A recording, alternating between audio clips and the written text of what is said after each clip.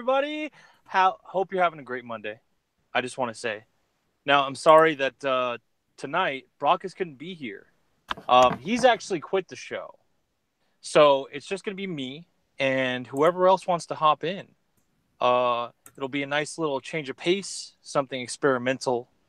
Um, and again, he had to go because of I can't get too much into it, but he's got to stay 5 miles away from any kindergarten.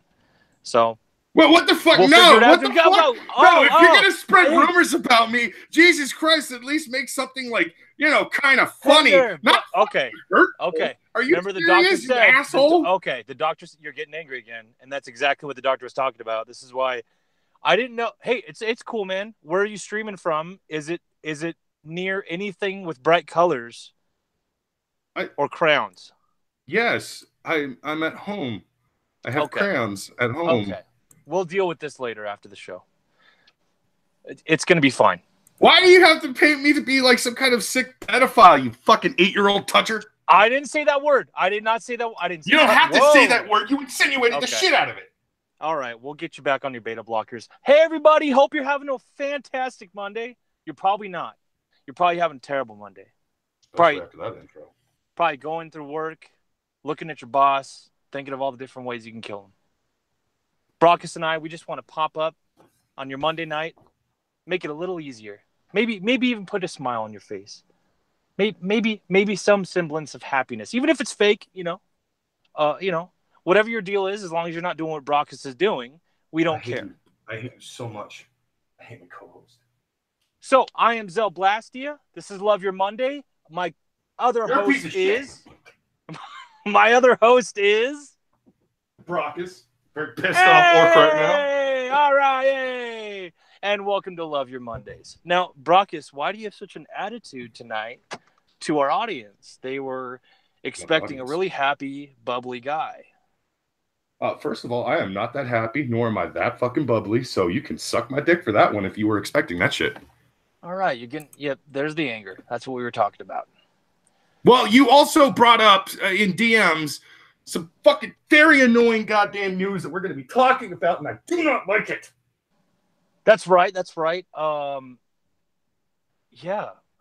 sorry. I didn't mean to upset you or anything, but we do have some good, juicy little bits tonight to go through, and then we have a wonderful guest later tonight. Before we hop into the shit that's going to make Brockus rage, Brockus, who do we have tonight? We have Ian Miles Cheong, that wonderful, wonderful Asian from overseas. No! Stop! I thought we had Sophane. We were supposed to have Sophane?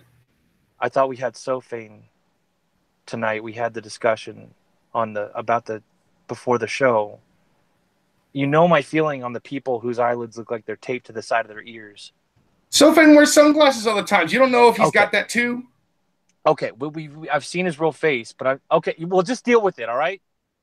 Just don't bring a fucking dog on the show. We're fine. I'm not going to bring a dog on the show. Me and Ian had one before the show. We're fine. Okay, so apparently we got Ian Miles Cheong, guys. Yay, let's all get excited. Yay. I mean, we'll try to get Sophane on at a later date, but he's such a workaholic. I don't know what I'm going to do aside from, suck his dick to convince him to come onto the show.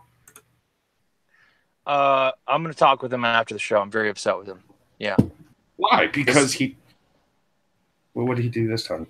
I'll have to bring him on the Kumite for this one, for just hopping out of our show like that. That's fucked up.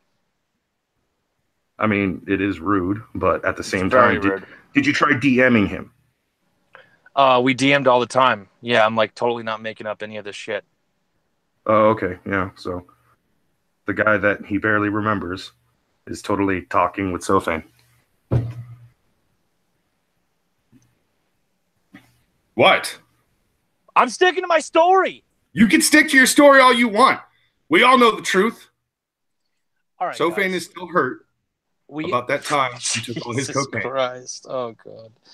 He is mad that I guessed his age. Little side story.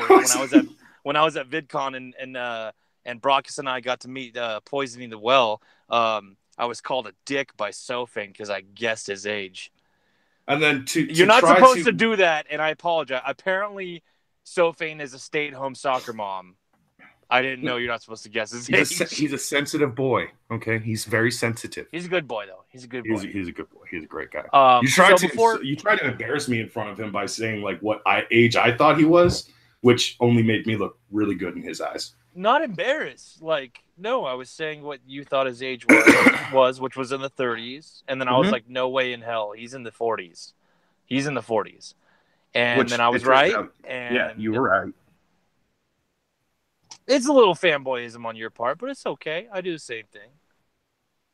The guy has better skin than me, and I actually am in my 30s. He does have pretty good skin for his age. But anyway, before we get into the news, guys, I wanted to introduce a new little element to the show, and it's our nigger of the month, or I'm sorry, nigger of the week. I don't want to get that wrong. It's our nigger of the week. Brock doesn't even know about this, but yeah, I don't. It's a little thing I thought I'd add. And it's not derogatory in the sense that most people might assume it's derogatory. The nigger of the week is it's that one person out there that we want to send our love, and we want to remind them, if they're listening, even if it's for a few seconds, we love you. You're awesome. Keep doing what you do. Can you take a wild guess as to who our nigger of the week is this week, Brockus? It's easy, really easy, actually. Is it Takasaw? Oh, come on. God damn it. What? What's going on right now? What is everyone not watching us for right now? Oh my God, Beardbarian! I fucking love Beardbarian so much. Our nigger of the week is Mr. Beardy himself, a wonderful content creator. Actually, Brockus introduced me to him like he's introduced me to so many other creators because the guy's goddamn autistic with YouTube. So, obsessed. Brockus, just tell everybody a little bit about Beardbarian, and then we're going to run into that news. Beardbarian is quite possibly one of the nicest human beings alive when he's not actually the Beardbarian. When he is his like regular self and everything, he is just such a chill dude. He's a craftsman by nature. He goes to Ren fairs. He takes care of the elderly. He does puppet shows for people at Ren fairs. He is a wordsmith upon wordsmiths. Like that dude could probably tell a story when it comes to like him versus AP. Like if him and AP were trying to tell some kind of a story, I think Beardbarian would just like smack the shit out of him with how much words he knows. Beardbarian is fucking hilarious as well. That dude does content that will push boundaries and really make you think, because when you're sitting there thinking, is murder okay or is it funny? And you tend to lead towards funny, you know you found your soulmate when it comes to comedy, because that sick son of a bitch has made me laugh more times than I care to count. The Beardbarian is fucking amazing. It's very touching. No, it really is. And I hope the best for him. I don't know the specifics of what's going on, but he's not doing well right now. They're doing a 24-hour stream. And if you guys leave us for whatever reason, hop on over there. It's not going to hurt our feelings. That's what I was doing before the show. Yeah. I almost didn't want to do the show because I just wanted to be on there instead to help the guy out. I've been watching it pretty much all day since I woke up. But with that aside, Beauty, nigger of the week, Brockus, I don't know if you want to go in list of from most ragey to least ragey as far as news goes. Oh, well, but you go ahead and choose, man. You start where you want to start. I don't really want to start with any of these topics, man. I do kind of want to talk more about my nigga, the Beardbarian. I hate how we could talk about him. We could talk about him a lot, but that's for another time. But he does know that he's in our hearts. But we don't want to just ramble on about topics left and right and get sunk in this hole. He's a great guy. And go subscribe and go help him out if you can on that 24-hour live stream. But as far as news, unless Brockus is doing some checking every now and then, or I am, with the news segments, we really do try and be off the cuff. We try to as much knowledge as we really do have about the subject. You're really hearing our input on the matter at hand for the most part. So if we get some stuff wrong too, we're not against corrections. Hell, we might even do a little segment on that one day. How retarded Brockus is. That's actually a good segment. Hey, that's mean.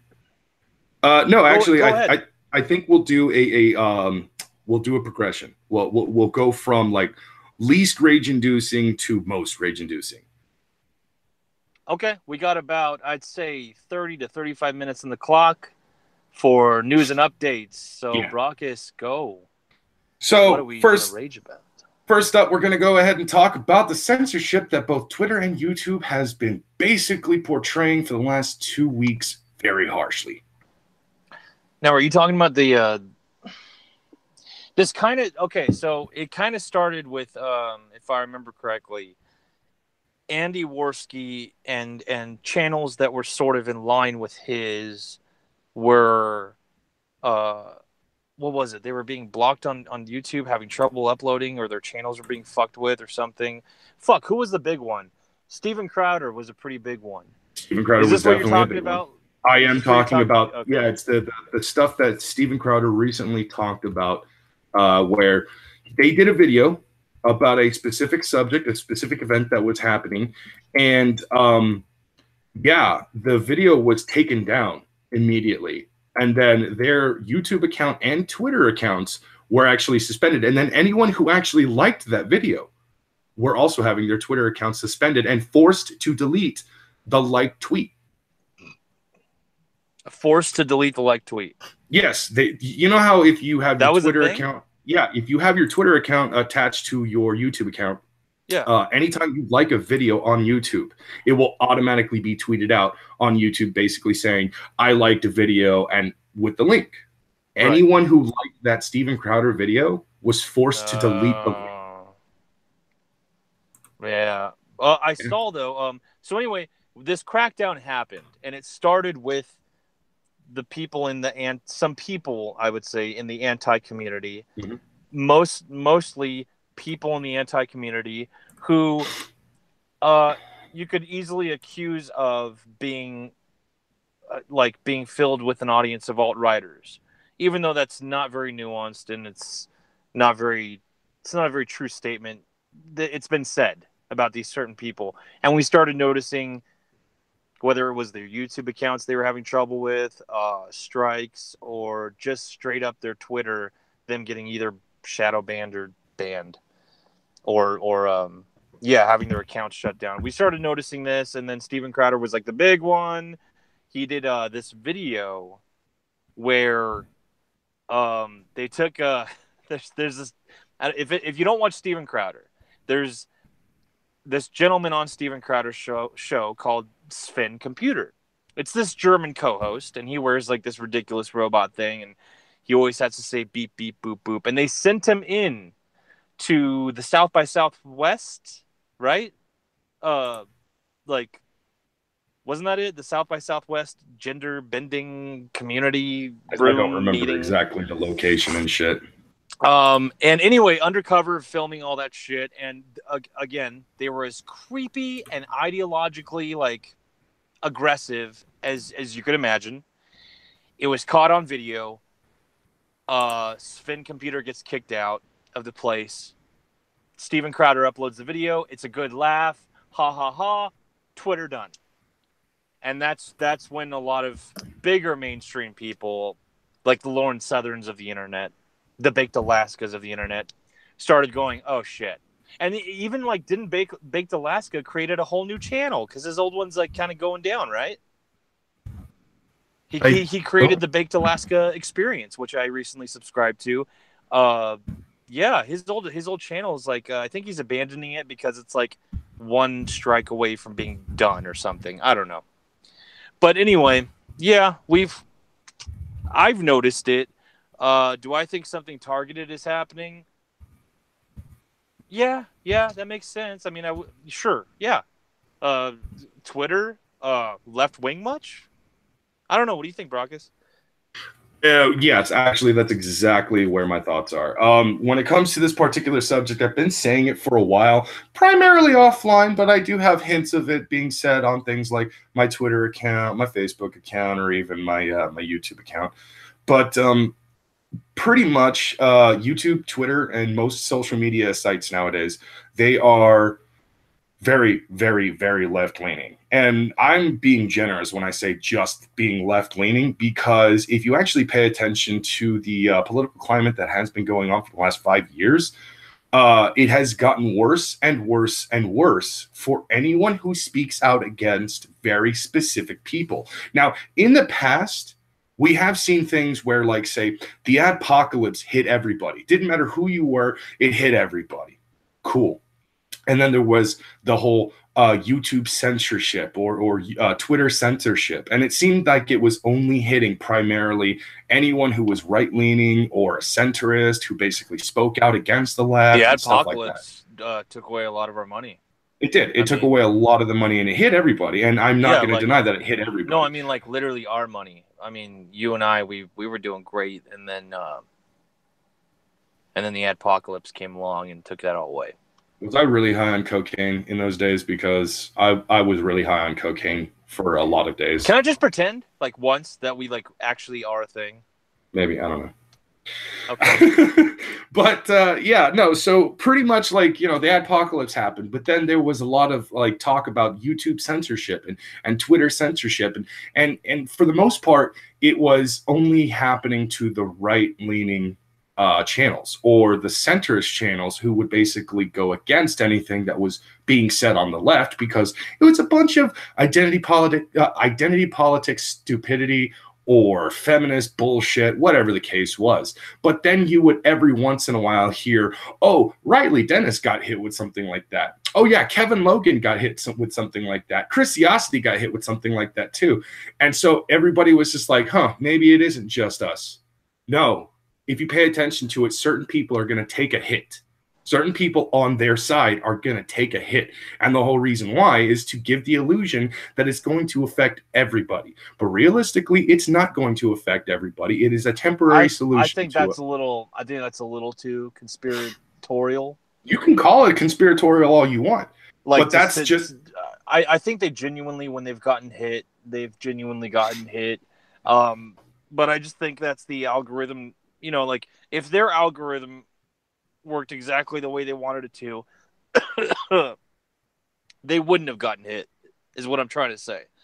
I don't think that that's part of the plan. No. That's not how that would work. You see, if nothing else, YouTube does favor itself on its PR bullshit. You know, it's, you know, there's problems going on and we are trying to fix it, but YouTube is for everyone. That's what they keep saying. YouTube is for everyone. You, of course, have to follow the terms of service, but YouTube is for everyone. If you pay attention to what they're actually saying, YouTube is for everyone that I like. YouTube is for everyone on my side, because the majority of the people YouTube is for everyone that thinks Susan Wojcicki is a strong woman. Pretty much, yeah. And I think Susan Wojcicki is a fucking cunt. But that's what I'm saying, because all the people that are actually genuinely complaining about the YouTube issues and stuff are people that either are right or center and have spoken out against certain people on the left. Not necessarily. Really, how many people on the left has really complained about things? And I don't count Sofane. He's center left. And he has spoken out against the left. Okay, I'll give you a great example. The Quartering. The Quartering is also a troll centrist. No, he's on the left. He even talked about it the other day. There's people that, like, being on the left doesn't mean you're an SJW or that you fall in line with these sort of ideological tactics, these creepy tactics, and this silencing of free speech and things like that. There's genuinely good people on the left who are like, hey, why are you making us look so fucking bad? We just use that term, I guess, as a broad brush stroke, but it's important to remember that it's not the left that's doing this. It's something that's been cultivated in the left. But again, if we go back some decades, and you'll find that the right, what we consider to be the right today, was using similar tactics, and there was some very scary shit going on. I mean, it's just shitty people being shitty people. Right now, they're definitely popping out of the left, the left is the one nurturing them right now. You're misinterpreting my argument very well. Like, I'm not saying Well, as in good. like the I'm job, glad it but gets misinterpreted again. What I'm no, saying is, you're saying that you said center and right yeah. are the ones that aren't doing this, and that it's the left. You do realize what's been going on with the left almost this entire time, right? Yeah, yeah. The like it's not the left that's doing it, because there's people that are on the left that don't want anything to do with this. Okay. It's What the does shitty people that the left they come from the left. The left is cultivating them at this moment. what would you consider? Let me ask you this seriously. What would you consider Sargon of Akkad, Jeff Holiday, Sofane, and let's just start with those three for right now. What would I consider them? What would you consider them, political leaning wise? Oh man, Sargon, liberalist. Let's ignore that part, but that's center left hook, right jab. That's where that lands. Jeff Holiday, I don't know. Other person you named, I don't know. I don't fucking care. I just know that there's people on the left that don't do this. I don't see what your point is. Is your point that you're trying to prove that even the people that say that are on the left aren't on the left? Like, do you have to be on the left? Do you have to be defined by these nasty tactics? No. Exactly. There you go. Well, okay, where do you sit politically leaning? What's up? Where do you sit on the political spectrum? I don't know. I haven't taken that test yet. No, I don't mean literally taking the test. I mean, like, where do you consider yourself, you fucking douche? I don't know. I guess center. I don't know. I'll say center. I don't know. See, okay, that's my point. Okay, you don't really, but you're gonna sit center because you have things or beliefs that are on the left. You have beliefs that are on the right. Not a big deal, right? I would call myself center because I have no other word to really call myself, just because it's the only thing that really fits what I am. But I don't want to actually fall in line with centrists, because there are those fucking retards that are ruining it in the center as well. Yeah. What I am trying to say, when I say the people on the left, I mean the extreme left. The extremists in the left. Yeah. Yes, but you're trying to make it sound like I mischaracterized you. I didn't just now. I just corrected you because you said the center and the right aren't doing this. The left is. And I'm like, let's be careful when we say that. Let's make sure we know what we mean when we say that. I do know what I mean when I say that. All right, then what was wrong with what I said? Because you're misinterpreting what I'm saying, because you're trying to sit there and say, like, well, you can't say that about all the people on the left. And I'm like, you don't understand what I mean when I say the left, though. No, and then you asked me who's on the left that disagrees with this shit. And I'm like, because I'm well aware that tons. Sargon of Akkad and tons. Jeff Holiday and a bunch of other YouTubers that I actually have been watching for several years now, I'm well aware that they're all liberalists. I'm well aware that they're all liberals. And I'm well aware that they all lean mostly to the left. Okay. I am well aware of where all of these people's political leanings are. Why are you screaming, honey? I'm not screaming. You're the fucking retard who got corrected and then fucking threw a fit because he got corrected. All right. Mommy and daddy are fighting at the dinner table. I don't know why. Because mommy's being a little bitch and just can't seem to fucking accept the fact that she was proven wrong again. Okay, you sound really salty. What? Can you get a new fucking insult, please? No, I like it. It makes you even more salty. Because it's boring. Guys. It was a good show. It's boring as fuck. All you have is... I still don't understand why you were mad. All I did was I corrected you, and now you're really pissed. Because you wanted to throw a goddamn fit about it. Like, I'm just sitting here basically... I didn't throw a fit. I just cleared it up. I'm trying to say what my opinion is on a certain subject. Okay. We were talking about a subject. I was giving my opinion, and then you kept saying, like, well, no, that's incorrect. Well, no, that's incorrect. Well, no, Welcome to Blood Sports 3.0. Let me have my fucking opinion before you fucking stop me in the middle of my goddamn opinion and tell me how I'm wrong, you fucking invalidating bitch. Kumite 2.0. Let's do this. Give me a minute. I'll be right back. All right, folks. I'm mommy, I guess. So daddy's very upset. What we're gonna do is move on to the next subject. This is very awkward, but you're gonna experience that with me. It's okay. So I'm gonna go ahead and jump onto another news item. Hopefully, one that we ourselves don't fight about in family, because I mean, who wants to see that? And we consider the chat children, our children. Star Wars. Now, apparently, with Star Wars, Kathleen Kennedy has a new director locked in. This isn't rumors. This isn't. And I'm sorry. I know there's probably a bunch of people in the chat who are triggered that I just brought up Star Wars. I'm sorry, but after Episode 9, which is supposed to release at the end of this year, Jesus, there's 2 Star Wars movies this year. I can't fucking Jesus. Anyway, we have after Episode 9. Of course, they need another filler episode or another filler anthology film. A lot of people are speculating that it's, I hope to God, the Obi-Wan film. There's no confirmation about what movie it's going to be, and we don't even know who the fucking director is. But Kathleen Kennedy has said that they do have one. They signed a director. If you're in the chat, I'd like your guys' opinion. Let's pretend it's the Obi-Wan movie. I know I get a lot of shit for it. The prequels are bad, but one thing I did love about the Star Wars prequels was Obi-Wan. I loved Ewan McGregor as Obi-Wan. I thought he captured him brilliantly. So I'm actually looking forward to this, even though I hated Rogue One. I'll probably hate Solo. Not a big fan of Last Jedi. Obi-Wan I'd be cool with. I'd go see that.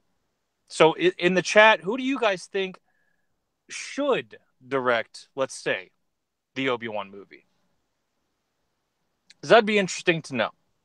For me, my choice would have been someone they already hired now to take control of the Star Wars live action series. So yeah, if any of you guys were wondering if that's a rumor too, it's definitely not. We're going to get our own Star Wars live action series. Now, Disney has had plans to release their own streaming service to compete with Netflix. And in those said plans, one of the things that they might release is the Star Wars live action series exclusively on that streaming service. And Jon Favreau is in fucking charge of it. And I think that's fucking great. But I would have chosen him for my Obi-Wan movie. I can't think of really anyone else. Jon Favreau just has a lot of experience with Disney properties. After the Jungle Book movie, he's now doing the Lion King adaptation. So that should be fun. The live action Lion King adaptation. Live action, yeah. 99% green screen, but live action. But that should be cool. But anyway, that was going to be my pick. But what Brockus was referring to earlier about what would make him rage, aside from apparently our little spat right now. I swear, mommy and daddy are okay. We're not getting a divorce, guys. At least not that I know of. I still got the ring, bitch. He ain't gonna be able to take that from me. But one of the more ragey stories is if there's any DC fans in the chat, I'm so sorry. I'm so fucking sorry. Warner Brothers, they don't like you. They want your money. They don't fucking like you. They don't give a shit about you. We all know the status of the DCEU and how fucking how in trouble that thing is. Brock, is good timing because I'm bringing up the your favorite story. Yeah, I heard you brought up the DCEU, and I'm fucking pissed. Stupid bitch. Hold on. Don't spoil it. I hate this. So, you know, you DC fans in the chat, you might be thinking like, yeah, Justice League, it was a wreck, this and that. What, like the two of them? Maybe, I don't know, but you also might be thinking to yourself, yeah, but they're gonna maybe get things back on track, yada yada. Well, it just came out a few days ago that they've greenlit the New Gods. Brockus knew exactly what I was talking about when I said New Gods. I'm not that much of a comic book guy, but I understood that this must be some pretty heavy material. And the way they sold it is the New Gods will be a film that it might acknowledge the existence of the DCEU in like one or two bits of dialogue, maybe, but it's not going to be attached to the DCEU. So first off, right off the bat, okay, sounds good, right? Like fresh start, which is what I think the DCEU needs. I would like everything scrapped, just a complete fucking reboot, but a nice fresh start. That's cool, man. That's a cool with me. But then they layer on top of that beautiful little sub just a rim of shit, because they got their director, and their director, well, she knows what she's doing with a big budget film.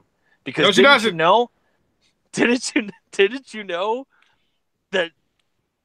Didn't you know how big A Wrinkle in Time was when it was released? A week or two ago? Don't you know how big a ripple that left in the box office? Didn't you hear? Didn't you hear how much the critics loved it and the fans loved it? That's right, guys. Ava DuVernay. I hope I said her word. I don't care if I said her fucking name right. It doesn't matter if you said her name right. Ava DuVernay, the director of A Wrinkle in Time, which so far almost unanimously is just disliked. When you get the mainstream media review outlets to score low on a movie starring a black girl kid, directed by a black woman, you don't know what you're doing. You don't know what you're doing. And that's the director of The New Gods. Hey, did you read that super chat, by the way? I'm sorry? Did you read that super chat, by the way? No, Brockus, could you do that for me? Because I'm sorry again, guys. It's been last Monday and then today are the only times my phone is not letting me open up this chat, man. And I don't want to get kicked out again. So yeah, no worries. American Phoenix, $5. Have we set up the tattoo fund yet? Oh yeah. Actually, I have no idea. Are you doing a moan thing? I have to. The fucking Nightbot says so. Oh, okay. All right, Schmeckle. We're talking later. Anyways, yeah, I don't know what tattoo fund is going on, but like, I'm in. I'd like money for a new tattoo. Yeah, you didn't hear? We're doing a tattoo fundraiser for you, and you're gonna get my face on your back. I'm not gonna do that. Preferably your lower back. I'm gonna have like a cheeky little smile. No. You know, the kind of smile that I had the first time that we met. I'm not gonna. That's not a thing. We're getting back to the movie. We're getting back to the movie. The shitty movie. DC movies are fucking terrible. Except the animated ones are the best. Donate in the link below. I hate you so much. So anyways, yeah, you wanted to rage about this because and just to mention as well, like, you know, little cherry on top, you know, as far as I know, this lady doesn't know things about comic books. That's the part that really pisses me off. And then tell them who her favorite character already is while she's in the writing process. Oh, it's no surprise to anyone. When you talk about the New Gods, there are only two types of people you're going to talk about. The gods and the apocalyptians. Okay? And when you talk about the New Gods versus the apocalyptians, there are two names that consistently get brought up due to the fact that both of them came from Apocalypse, but are originally... Well, actually, one of them, I think, is originally from the New Gods territory, or New Olympus, but I'm not sure about the other one. Big Barda and Miracle Man. Jesus fucking Christ. Okay, so if anyone who's actually unaware, Big Barda is essentially like Wonder Woman without the power of flight or being a demigod. She's this big, badass, very tall, incredibly strong, amazing fucking Amazon-like woman who just beats the shit out of everyone. Like, she was the greatest gladiator that Planet Apocalypse ever fucking had. Miracle Man, ironically, was a prisoner, a slave on Apocalypse. And no matter what they did, no matter what contraption they put him in, he always found a way to escape. He's the only man who has ever been able to actually escape Apocalypse. It is like a universal historical fucking thing that has actually happened. And when he escaped, he brought his girlfriend, Big Barda, along with him. And they have actually been one of the most popular, one of the most well-known actual couples in the DC universe, except when it comes to the casuals. The casuals are not that familiar when it comes to Big Barda and Miracle Man, but it's fine because, you know, they are amazing characters, but they're consistently being pushed to the side by other characters like the big three. And it's depressing because with the new gods, we're also going to get Orion. That's the actual legit birth son or a blood son of Darkseid himself. And then, of course, there is, you know, the whole story of Orion being given to the leader of the new Olympians. I forget what the fuck his name is, but he's leader of the new gods, and he was raised by the new gods, even though he's apocalyptian and shit like that. And, oh, actually, if anyone has seen the movie, what is it? The DC animated movie that came out not too long ago. It was a new spin on the big three: Superman, Wonder Woman, and Batman. Are you talking about a DC animated film? Yeah, it's a DC animated film. It was like New Monsters or something like that. They'll tell you in the chat. Yeah, they'll most likely tell me in the chat. Get up on it. Oh, real quick, we actually have 2 super chats. I just looked over and saw them. First one, American Phoenix, $5. We are raising money to get me the Schmeckle logo tattooed on my leg. And for the record, Nightbot says you might moan. There's a mic. Well, let me get the other super chat. And the other super chat is for Mr. LM002. It's, $5. What the fuck is up with this nerd chat? Why is it always nerd chat? Well, it's nerd chat because we're nerds, right? Is that? Yes, we are nerds. We always talk about these things because they are relevant. I'm sorry, but do you like to go and see movies? Because this is actually a topical thing about movies. These are the characters that is going to be in the movie. Orion. I pretty much like to see movies. Yeah, I like that. I like seeing movies. Yeah, it's fucking. It's obvious. We're nerds. We're gonna talk about nerd shit.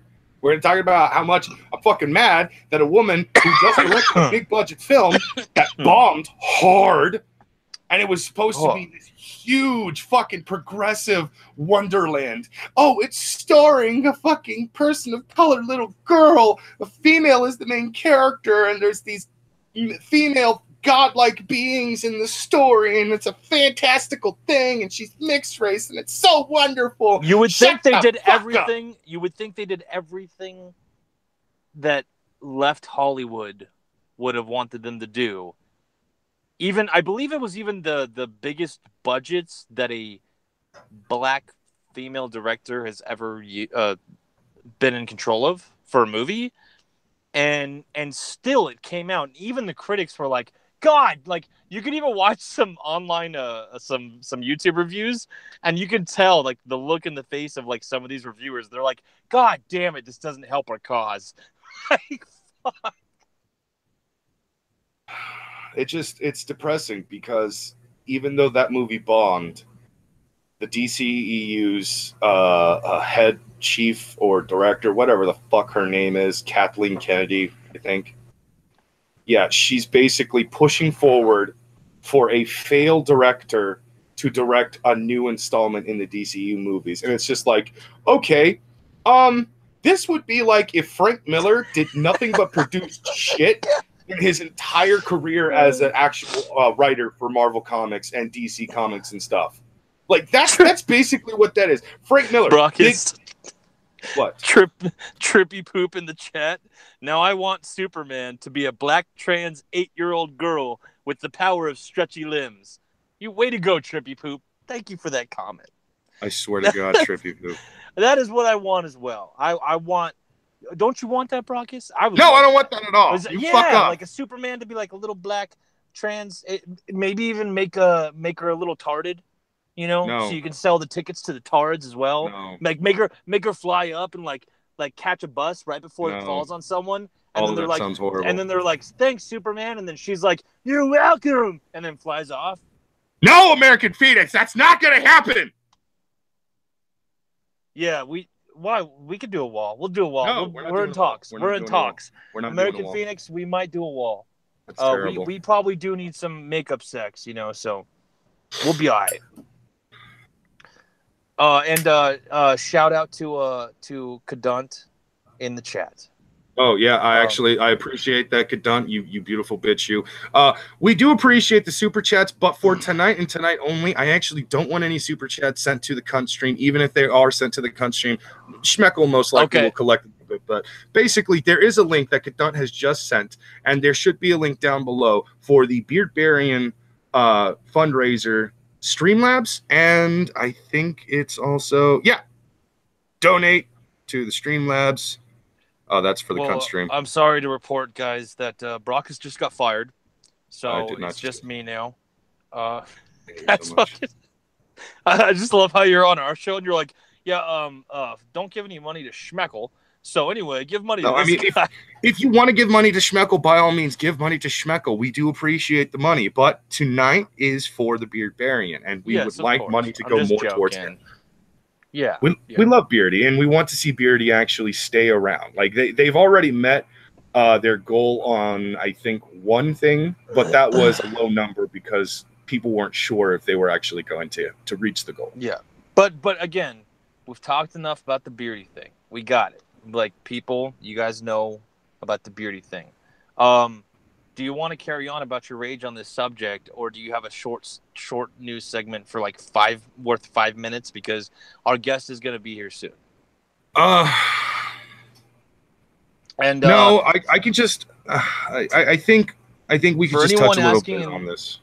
For anyone asking in the chat too, no, we're not bringing your asses in. We might talk about doing that. Maybe we'll have a special episode where someone in the chat, the episode prior, we can do a little contest. That's Maybe true. Someone will pop in with us. But no, not tonight. We got Mr. LM002. I hope I'm saying that right again. Mm-hmm. $10.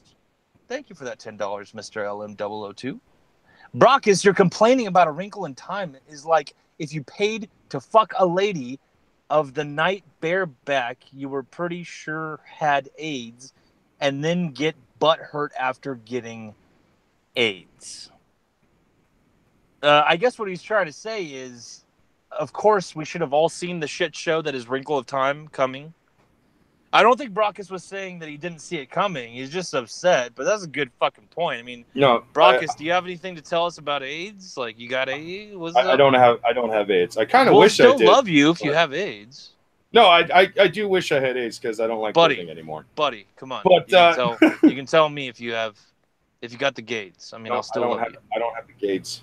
That's fake news. Let's have an intervention in the chat about talking about Brockus and his AIDS. In regards to that super chat, I have to say though, no, I'm not complaining about A Wrinkle in Time or anything like that. That's not necessarily what I'm complaining about. First of all, I never even read the damn book. I tried reading the first couple of chapters because I was kind of forced to for a book report when I was a kid. But then it had big words, and Brockus wasn't okay with that. No, I had this really bad problem of I had no interest in the book. And it wasn't getting any better, and so I just kept falling asleep. So I don't like it. I don't care about it. I never even knew anything about the story, and I don't give two shits about A Wrinkle in Time.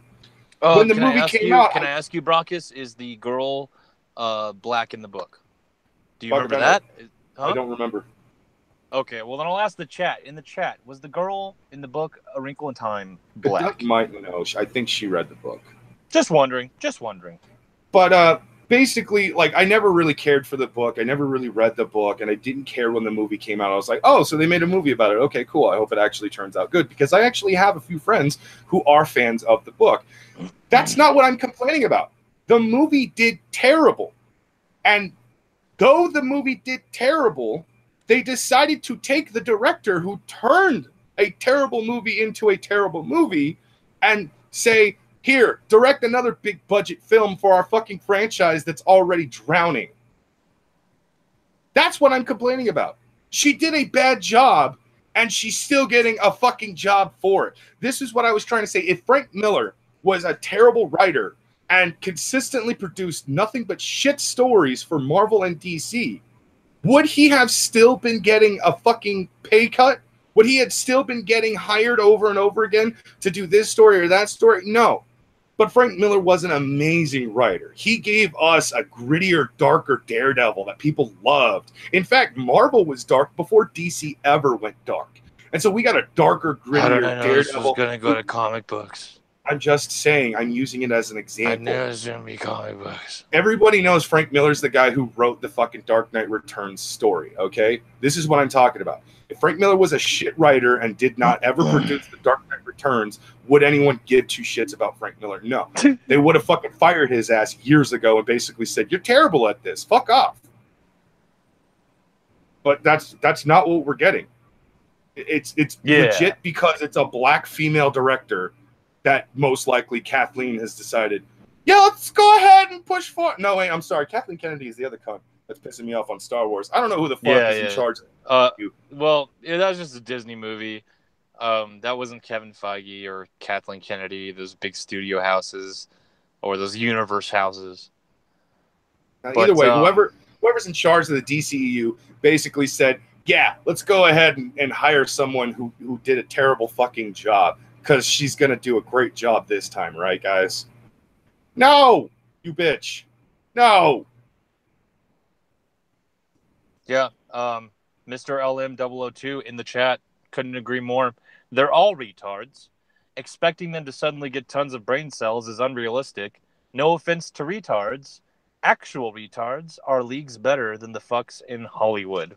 That's true. Zell is leagues better than the fucks in Hollywood. I am, absolutely. Yeah, don't talk trash on what?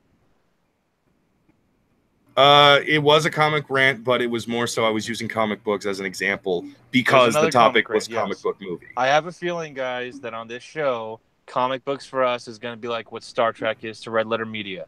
It's going to get brought up all the time by Brockus, and we're just going to have to shrug and sigh. I'm the Mike Stoklasa of comic books. It's what Rich should be for that channel, I will be for this one. It's beautiful, beautiful. So, I want to kill myself. But our guest still isn't here yet. Again, our guest should be here any minute now. I don't know if you want to move on to another topic. I brought up Kathleen Kennedy a few times, so let's go ahead and actually let's bring up what she's pissing me off about too. Well, I kind of already went there with Star Wars, but pretty much what I was saying was Kathleen Kennedy announced they locked in a director for what we're assuming is an anthology film, so it'll be the one after episode 9. Earlier, I was wrong. I did accidentally say that episode 9 will be coming out at the end of this year. Sorry about that. Correction, it'll be coming out the end of 2019. But after episode 9, there's a lot of rumor going around that the next movie could be an Obi-Wan movie. Which, again, that's the only anthology film I'm not against. Like, I've been saying, get an Obi-Wan film out there with Ewan McGregor for fucking years. Just get it over with. I love his Obi-Wan. But that's what's being speculated. And Kathleen Kennedy did announce that they locked in a director for whatever movie is after episode 9. So they do have a director signed. They just haven't gone public with it. It could be, my hope, which is that it's Jon Favreau, who's also taking over for the live-action Star Wars series. Or it could be, like Ava DuVernay.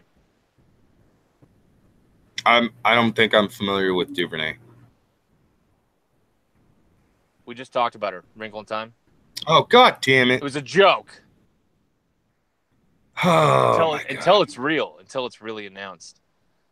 Yeah, I'm actually hoping... How much would you shit your pants? How much would you shit your pants if they announced tomorrow that Lena Dunham was going to direct the next Star Wars episode?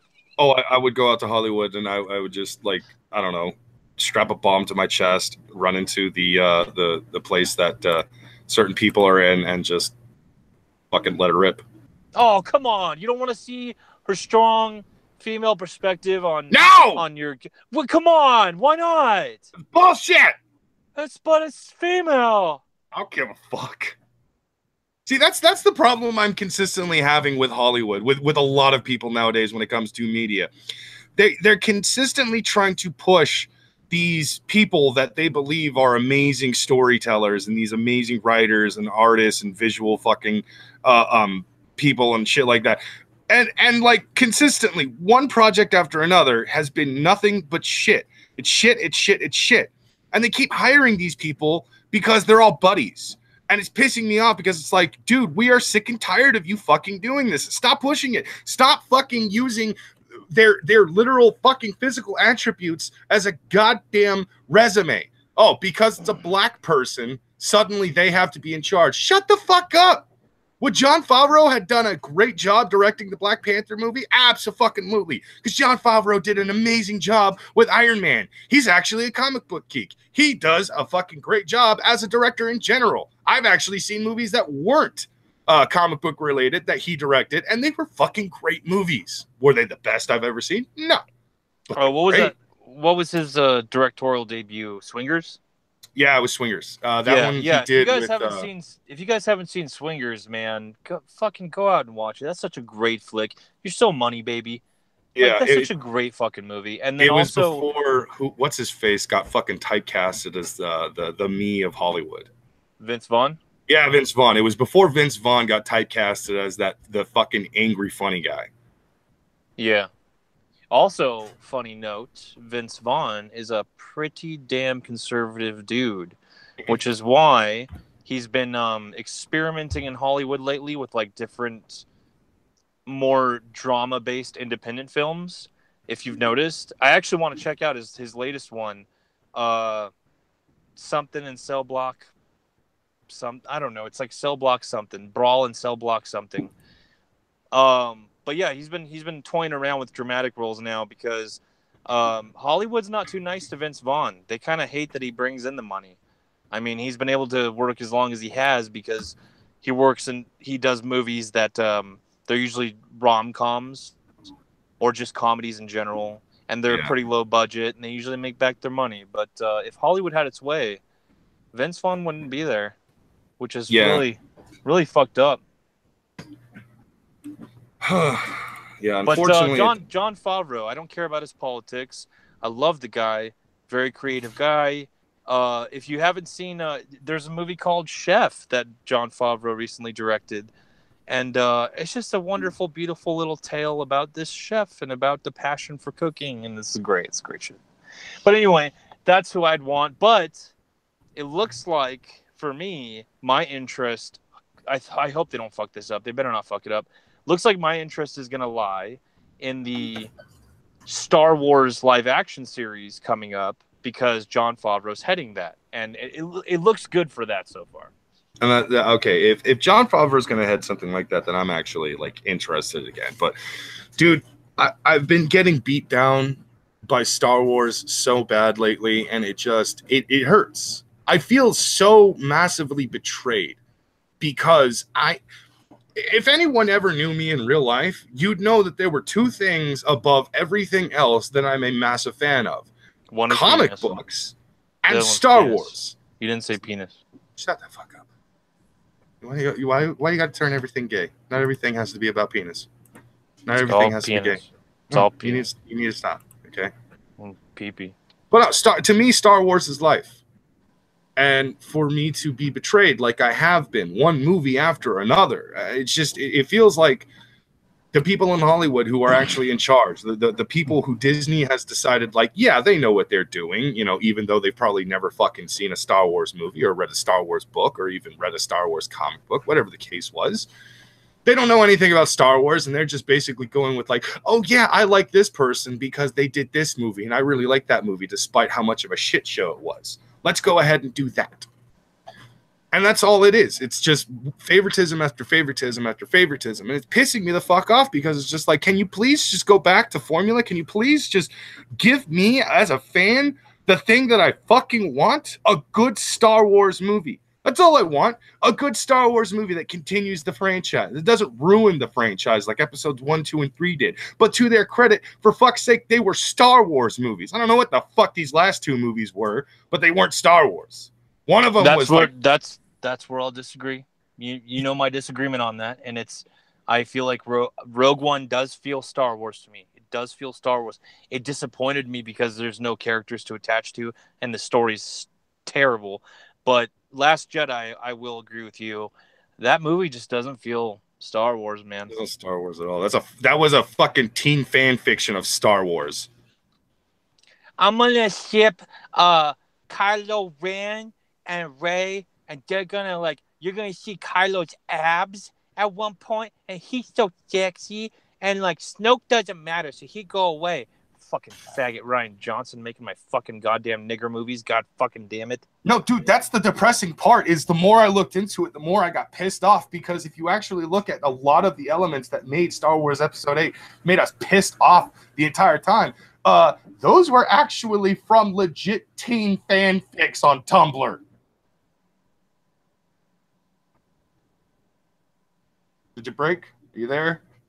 I'm there. I thought you were still going. Oh no, I thought you were on a roll, man. No, I was about to go on a roll. I thought you were gonna like make some kind of a confirmation, like, yeah, I heard about that. No, yeah, seriously, like I'm not gonna be like, yeah, like those Tumblr stories I read because I'm on Tumblr. Oh, God. That is a website I absolutely refuse to make a account for. Like I refused to make one for Twitter, ended up making one for Twitter. I refused to make one for Snapchat, ended up making one for Snapchat. I refused to make one for fucking Instagram. I ended up making one for Instagram. But Tumblr, I swear, that's the one website where everybody keeps saying, "Oh, it's not that bad. They're only like, as long as you stay away from this." And it's like, no, fuck you. I'm still gonna stay away from it 100% because fuck that goddamn website. Oh, Christ. No, but, like, that's the thing. For those of you who are unaware, the Snoke stuff, the Kylo Ren and Rey stuff, the literal existence of Rose and that bullshit side story that happened, I'm not joking. They were all written by some teen on Tumblr as fanfic for Star Wars. The fucked up part is, and this is the part that really pisses me off, is the fact that Ryan Johnson got his hands on this and was just like, yeah, we can actually turn the fanfic into a fucking movie for reals. Fuck the real fans. What? Oh my God. Okay, the Batman is pretty much saying that Quentin Tarantino should be doing the Star Wars movies. You know what? No, I don't want that to happen, but at the same time, I think it would be miles better than what we fucking got with The Last Jedi. I don't know. I don't know. I don't think he'd click with that stuff.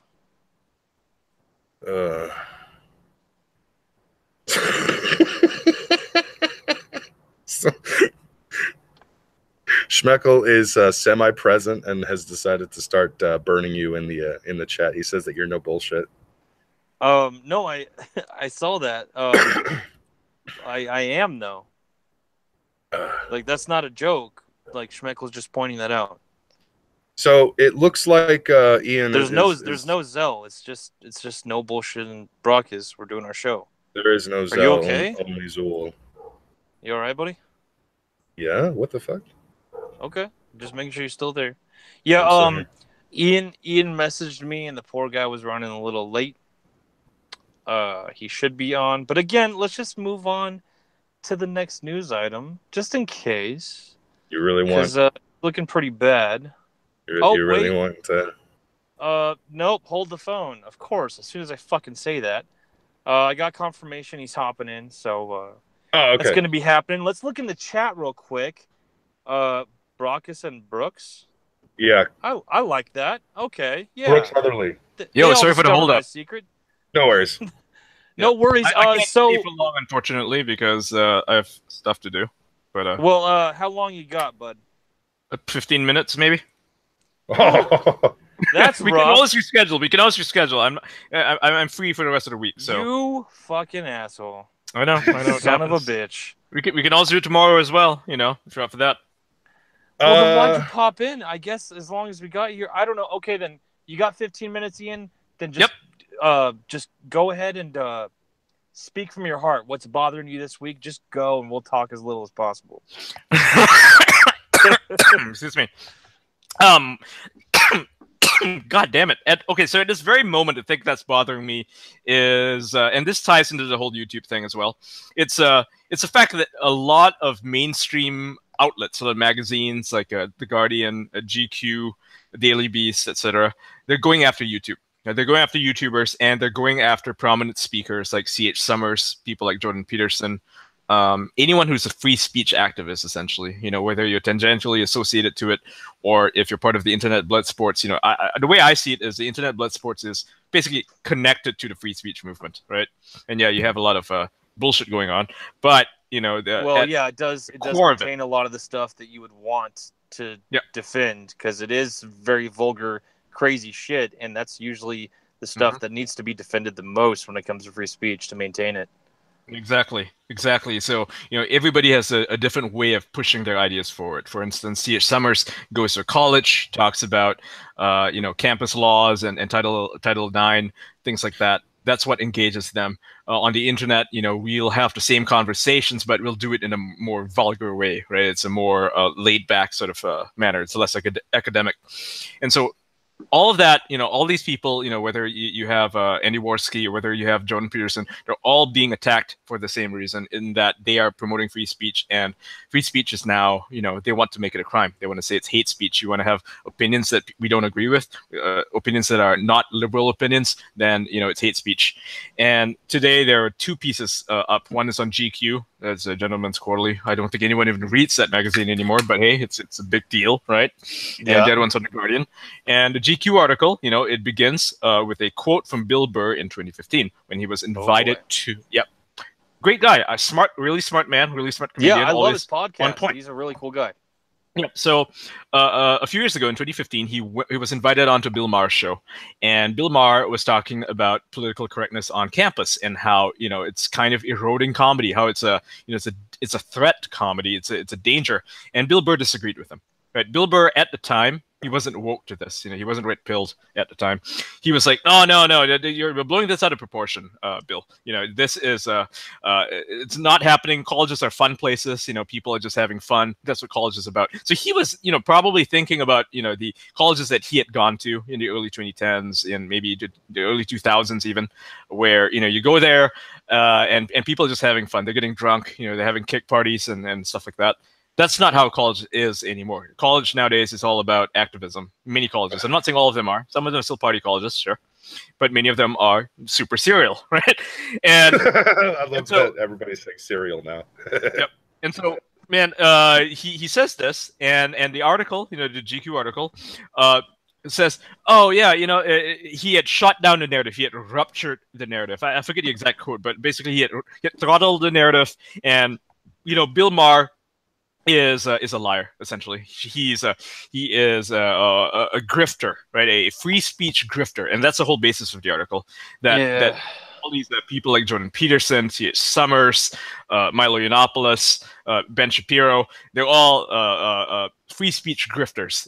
Tommy Robinson's even mentioned he's a free speech grifter. You know, he just wants your money, and you know, he's trying to sell you a certain narrative that political correctness is taking over the world, and you know, give us more money and we'll be able to fight it. I would love to talk about issues that are very dear to me, values that are very dear to me, and get paid for it. Like, who the fuck's going to complain about that? Of course. Yeah, and I wouldn't say it's free speech grifting. I mean, it's certainly not a grift. These people, you know, I won't call them, like, I'm not going to call them activists, because activist is a terrible word, right? They're just speakers. You know, they are speaking their opinions, and they're being shut down.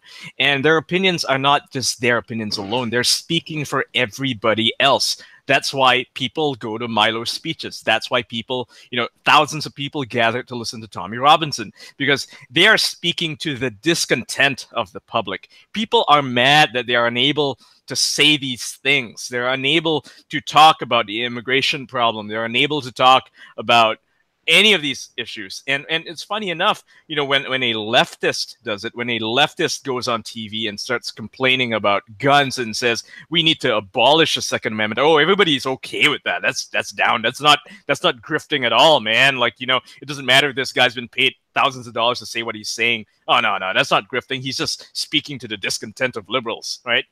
Double standards. You know, I have no problem with anti-Second Amendment people speaking their mind.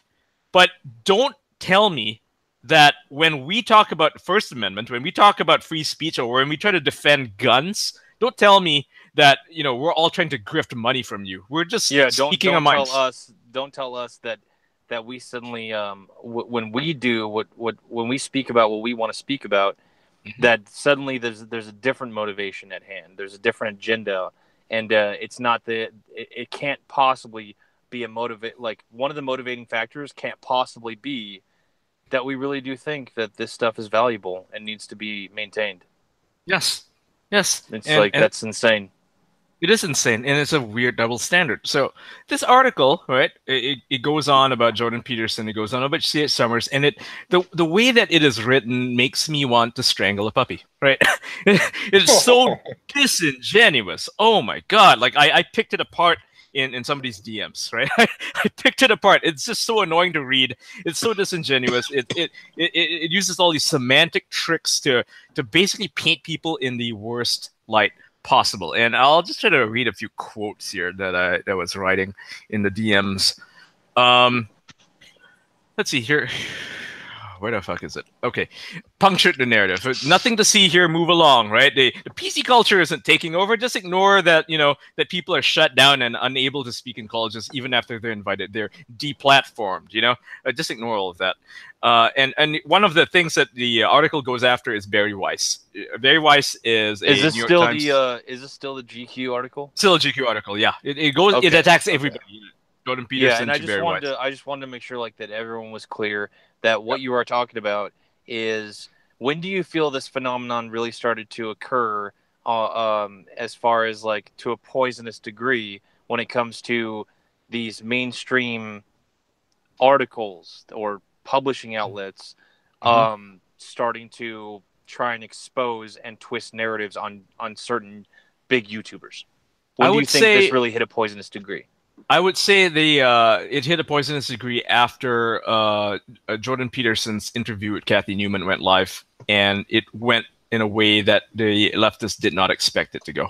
Right, that interview was published in full by Channel 4 News because they actually thought it reflected well on Kathy Newman.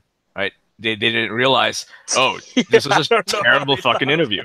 Terrible fucking interview. It made her look visible. And after that went live, that's when all the hit pieces started coming out. First they went after Jordan. Now they're going after other speakers. They're going after Sargon. They're going after Christina Hoff Sommers. They're going after Andy Worski, of all people. Because that one too. That could be for another time. But Barry Weiss, you said? Barry Weiss is a New York Times author. She wrote an article essentially attacking political correctness and talking. The title of the article is very inflammatory, and it's true. It is titled "We Are All Fascists Now," and so the idea is that the idea is that the progressive left has made it so that anyone who disagrees with them is a fascist. It's a watering down of the term fascist, first of all, and secondly, it's like anyone who disagrees, especially if you're on the center or even the center left, and you disagree with the main, the status quo, and the status quo is the political correctness brigade, then they're going to call you a fascist. And she highlights Christina Hoff Sommers, who's a Democrat and a liberal, as a prime example of how it's been weaponized against her. They call her fascist. And after her article went live, people started trashing Barry Weiss, calling her a white supremacist sympathizer. Gizmodo wrote an article condemning Barry Weiss and condemning Christina Hoff Sommers, who had the audacity to go on a podcast a few years ago with Lana Loktef, who is identitarian, right? And Christina Hoff Sommers, in her defense, she did not realize that this podcast was listened to by that crowd of people, right? Nothing wrong with that crowd. I got nothing against them, but she didn't realize that her views would be somehow associated with identitarianism, and she's not an identitarian, and neither am I, right? And yet Gizmodo called her a white supremacist radio guest. You see how funny that is? So she guessed it once. Yeah, it's a stretch, and it's not incorrect. It's not untrue that she was, I guess they're not actually white supremacists, but it's not untrue that she was a radio guest on the show. But is that really her only accomplishment? I mean, everybody knows who Christina Hoff Sommers is at this point. If you're on the internet, you're having debates, you're talking about intellectual issues, you know who she is. So calling her a white supremacist radio guest, that is disingenuous. It's a bit like calling what's his name, Richard Dawkins, not calling calling him a noted biologist or an evolutionary theorist or an atheist, like one of the new atheists. No, why don't we call him something like a stroke sufferer? Like he suffered a stroke recently. Okay, so that's the only thing he's known for. Or that maybe he said, not even that. Like it's like introducing someone like Joe Rogan. Yep. As I don't know if he's had straight up white supremacists on his show, but even then, he's had people who have questionable admitted views, to being. He's had people that have admitted to being alt right on his show. Yeah. So you he's call him alt-right now. Yeah, call him an alt-right supporter.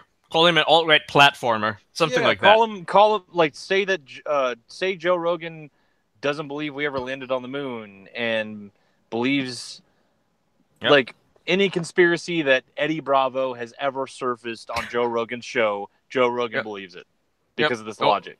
Yep. Have talk about his Alex Jones interview, or you got high with Alex Jones once. That was a good show, but yeah, it was.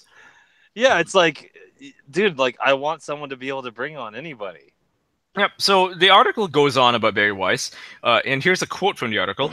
Weiss sidestepped measured criticisms and mild mockery so that she could claim that she was crucified because she, quote-unquote, departs from woke orthodoxy. It was a sleight of hand, and it wouldn't be the first time. So it launches straight into an attack on Barry Weiss, right? And it paints it so that it makes it seem as if Barry Weiss wasn't getting fucking crucified. She was getting crucified by other journalists, by a lot of liberals, especially, who didn't like the piece. They didn't like that she was defending Christina Hoff Sommers. They didn't like that she had a differing opinion, so they went after her, right? It's funny. It's funny because when Anita Sarkeesian gets the same measured criticisms and mild mockery, right? All they do is talk about the death threats. Right? All they do is talk about the fucking death threats. Like maybe one or two guys will send death threats, but that's not everybody. The same here. Obviously, with Barry Weiss, she actually got a fuck ton of threats, right? And somehow we're supposed to ignore all those things because she didn't address the measured criticisms and the mild mockery. I mean, what a great way to downplay harassment, huh? It's such a double standard. When people criticize them, that is harassment. But when people criticize us, it's mild mockery, and we just can't take a joke. Yeah. Real quick, that, we have a super chat. Yeah. From Worst Edomite Ever, $5.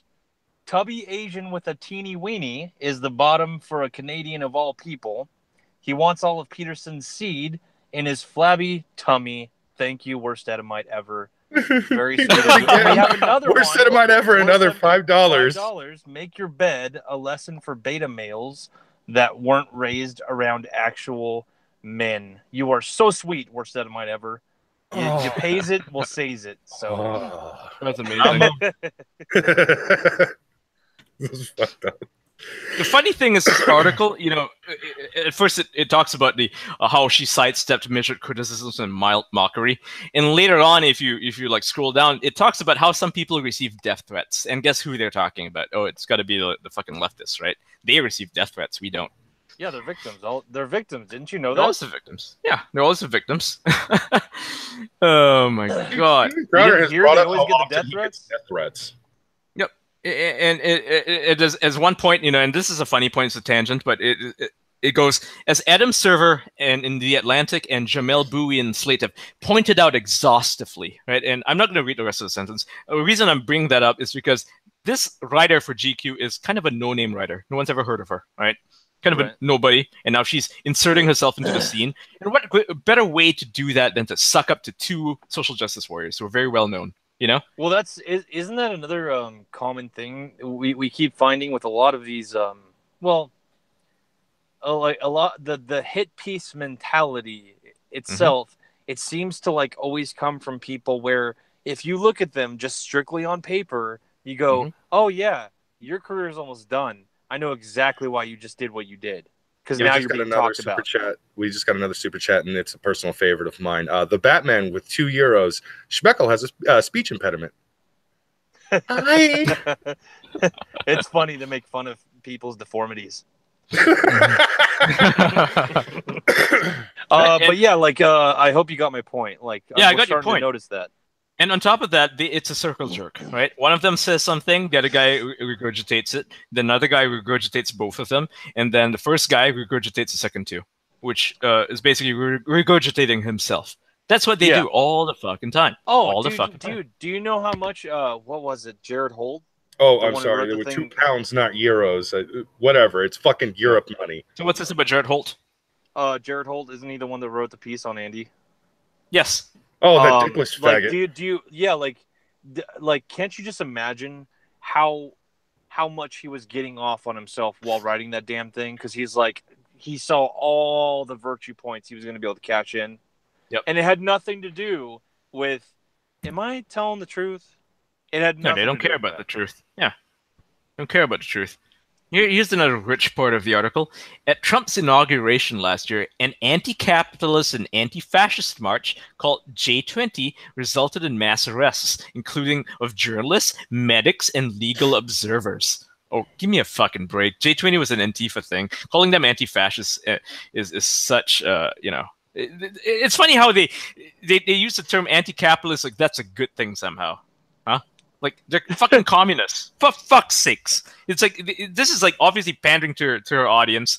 And mentioning Trump, I mean, why even mention that? And calling them journalists and medics, you know those medics, right? They're all Antifa people. They all wear the fucking medic band, which, you know, doesn't mean shit. It just means that, you know, they can attack people, throw Wait, bricks at they other wear people. the medic band? Yes, they do. Yeah, they're medics. They're field medics. And all they do is carry water in their... or milk in their backpack. So yeah, so that when a person gets pepper sprayed, right, when a person gets pepper sprayed, all they can do is pour milk on the person's eyes. That's what a medic does. They're kind of they have like a class system in Antifa, right? Antifa is a very fascinating organization because it's, you know, first of all, it's not like there's no like permanent structure, but there are very loose groups of people. There's and you can actually tell them apart based on the shields that they carry or the colors that they wear. Like the Reds are going to be either anarcho-capitalists, you know, the red and black.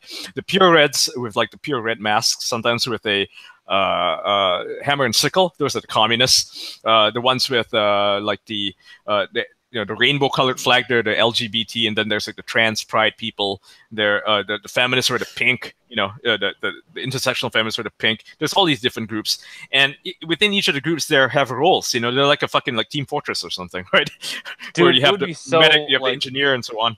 If someone did an in-depth, like a documentary that was worth your money, kind of like a good 90-minute, 2-hour documentary on just the inside workings of this Antifa organization as it lives today.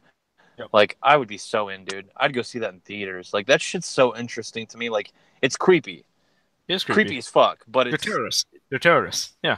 Yeah, absolutely. But same with ISIS. I wish they would do that, but unfortunately, journalists can't go there or do any of this stuff because, you know, they'll get their asses Antifa's an kicked. easy one. Like, people are infiltrating it all the time. It's fascinating to me because it's a movement that like it has credibility in the eyes of a lot of mainstream outlets, and yet it is so fickle and weak. It's built on sand, and anybody can just trolley in, and they do a lot, and they film within the organization, and it's I don't know, it's fascinating to me. It's the same with the alt-right. It's the same with the alt-right. When you talk about the larger alt-right movement, the LARPers. Yeah, the LARPers. Yeah, essentially, you have a lot of fake veterans. Right? They're doing a lot of the stolen glory and all that shit. Oh right? no, just offer these people money and then they'll just leave their home. Like, people will get on board with it. No violence. And I'm just like, that's cool. Are you gonna play D&D tomorrow too? Like, you fucking nerd. They don't have any real idea of what they want, right? All they do is they want the blacks out, but they don't know how they're gonna do it, right? They think everybody's gonna be on board with it. Every white person's just gonna be on board with this whole thing. No, It's not how it works. I'd rather, like if you want to talk about a real organization, one that has actual purpose and isn't fucking bullshit. Look at the Proud Boys. Those guys are good guys. I mean, people like to say they're white supremacists. They're not. Like fucking half of them are like blacks and Hispanics and stuff. Actually, that's interesting. I ran into a Proud Boy when I went onto, I don't know if you've heard of a stream called Backyard Blood Sports. Mm-hmm. It's on the channel and Capistan. And one day I got an invite from Joaquin, or Joachim, however he likes to say it. And yeah, I was on there. It was a blast. I got to listen to like some ethno-staters, and I got to like laugh inside. And they were going against this guy who was a Proud Boy. And he was like I think half Mexican, half white kind of guy. Looked Mexican. And he was like describing like, I mean, I haven't found anything I'd want to join yet, but they don't sound like an organization that I'm against anything they do. They just go drink and have fun, and they're proud boys. They're proud of being Western what they chauvinism. Yeah, it's Western chauvinism. The idea is that Western culture is better than the alternative, which is savagery. And I completely agree. I completely, fully agree with the Proud Boys. He sounded like a very sane guy. He sounded like a very sane guy, and he was actually the one that was there to argue against race realism and the ethno state and stuff like that. Cool guy. Real quick, Ian, we have a very lovely super chat for you, buddy, from Bob Dobbs for $5. Ian, I love you. I agree. Yet I still remember you as an SJW. You look for those to attack. I dig where you are now, but I worry. Again, love you, cunts. I think what you might do. Yes, I do go after people to attack. I think it's because I think I know exactly where the super chat is coming from. Yeah, Ian, do you ever get scared or worried that so many things you experienced are so ingrained that even if you're on this side with us now, you might be committing some of the same logical crimes? I try to keep myself in check. Right, I'm very self-aware, and sometimes people don't always see that. They might just see me attacking somebody and assume that it's coming from the same place as my attacks against anti-SJWs came when I was an SJW, but that's not really it. I see a bigger picture now. There is a much bigger picture. There are larger forces at play, and sometimes, it's a whole Saul Alinsky thing, right? Go after people, don't go after their ideas, because it's the best way to tear them down. That's applicable regardless of what side you're on. And, when I see these people, these bullies, they usually go after anti-SJWs in the most disingenuous manner, right? They lie. Those are the people I go after because they're the biggest threats.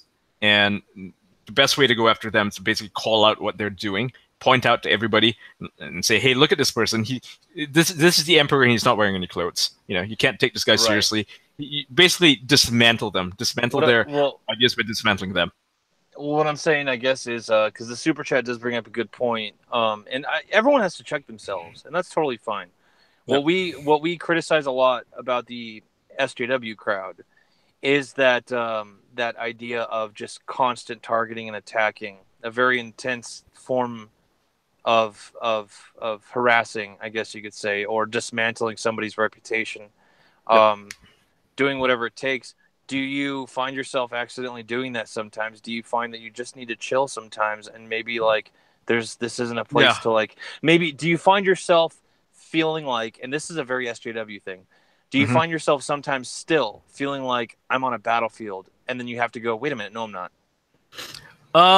Definitely. Yeah, definitely. There are people who I've basically dunked on who didn't deserve to be dunked on, right? They might be liberals or something, but just because a person's a liberal doesn't mean that they deserve to be dunked on. I think that's a stupid way of looking at things. Yeah, I've gone after people who perhaps didn't really deserve it, A couple of weeks ago, someone was, I forget her name, but she made a point about gun control.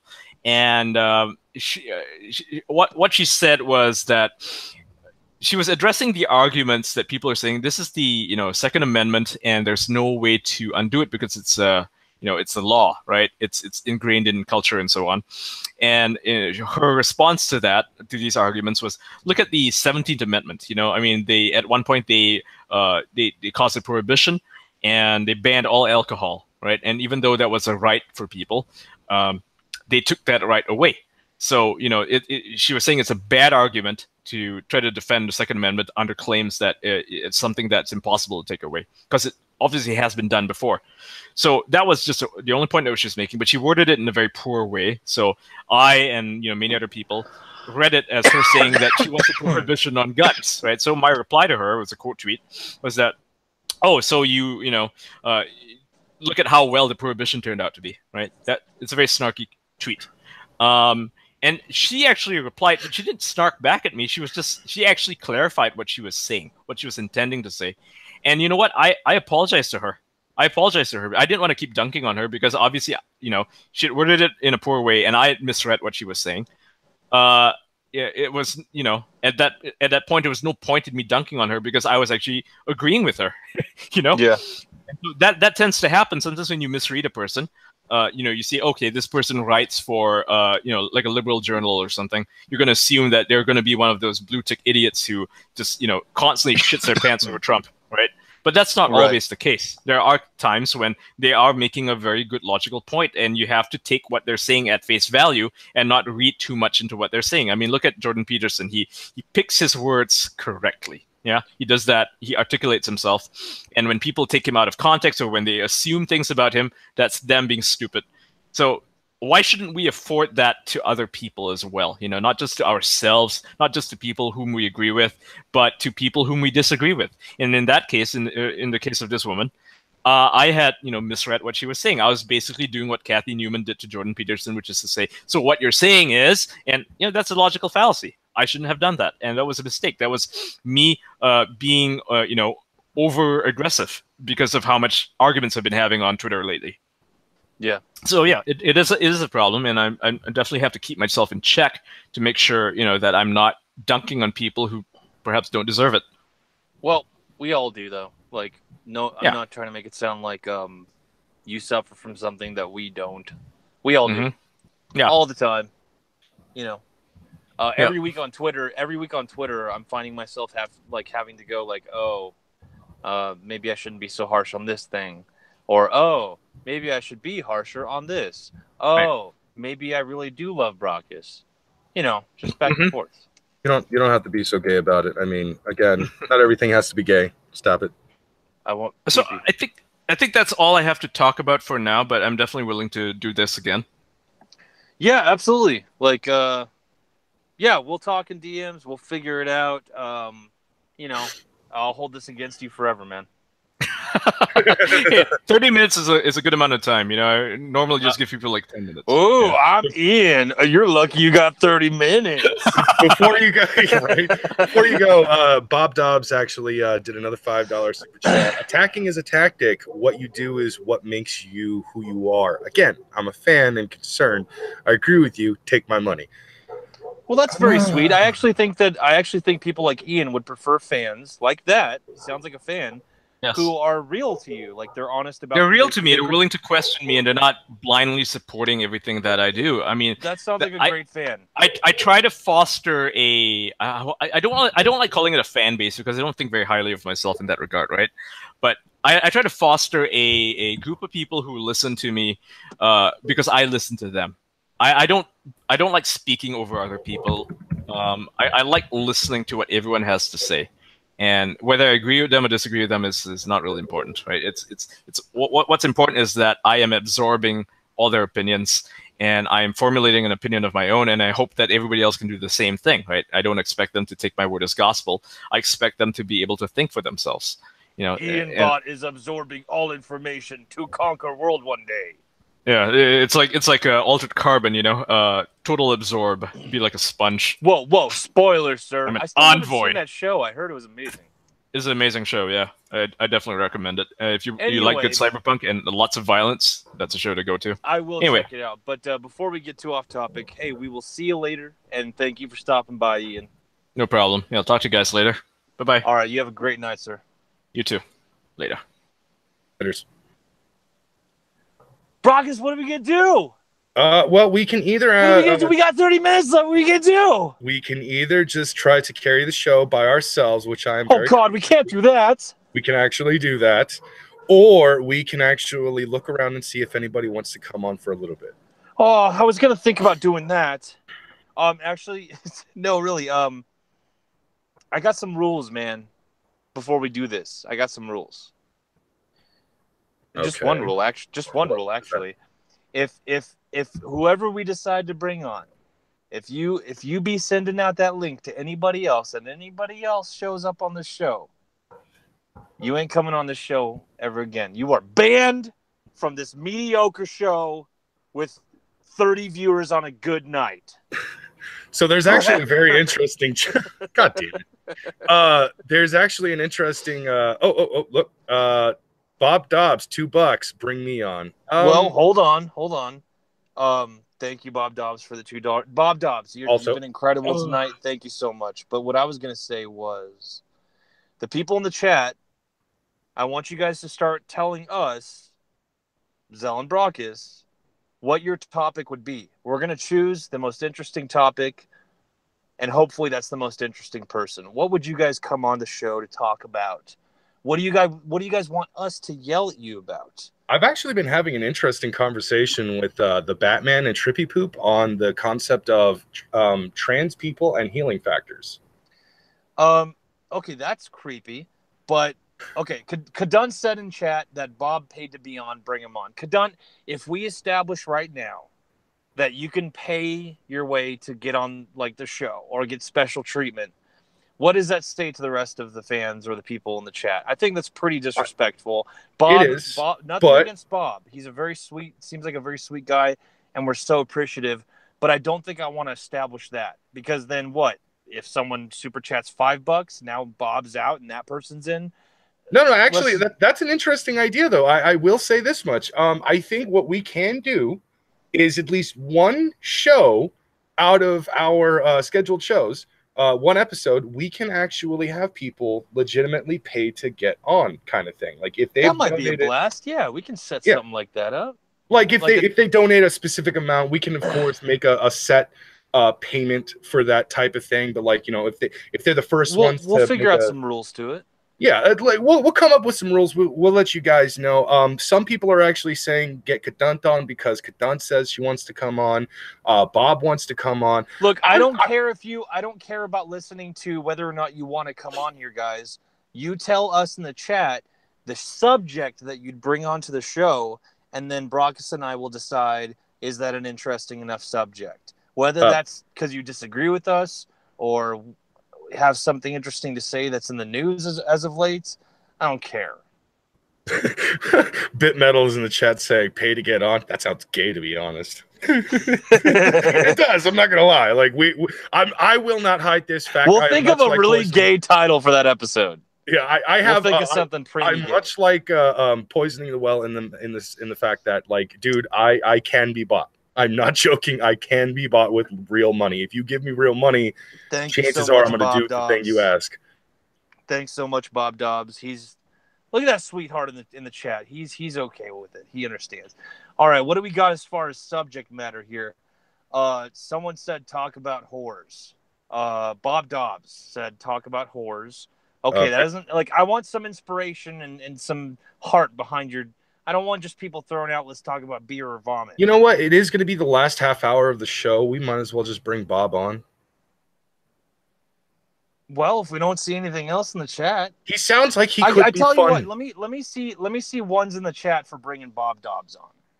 Yeah, let's get some ones. If everyone can agree, if we can get a big ass pile of ones, we'll go ahead and bring Bob on. I just don't want to insult the rest of the audience by thinking you just pay to get on. Yeah, also there was a huge call for Kadunt to get on, so I'm probably going to toss her the link as well. No, we got to choose one or the other. I don't want things getting too much. All right. Yeah.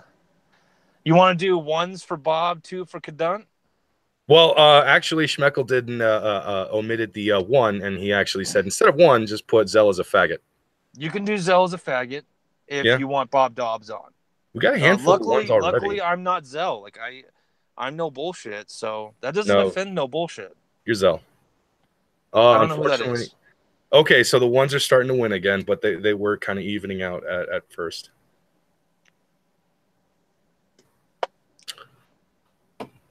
Looks like more people are wanting Kadunt on, but there are a handful of people that do want Bob on.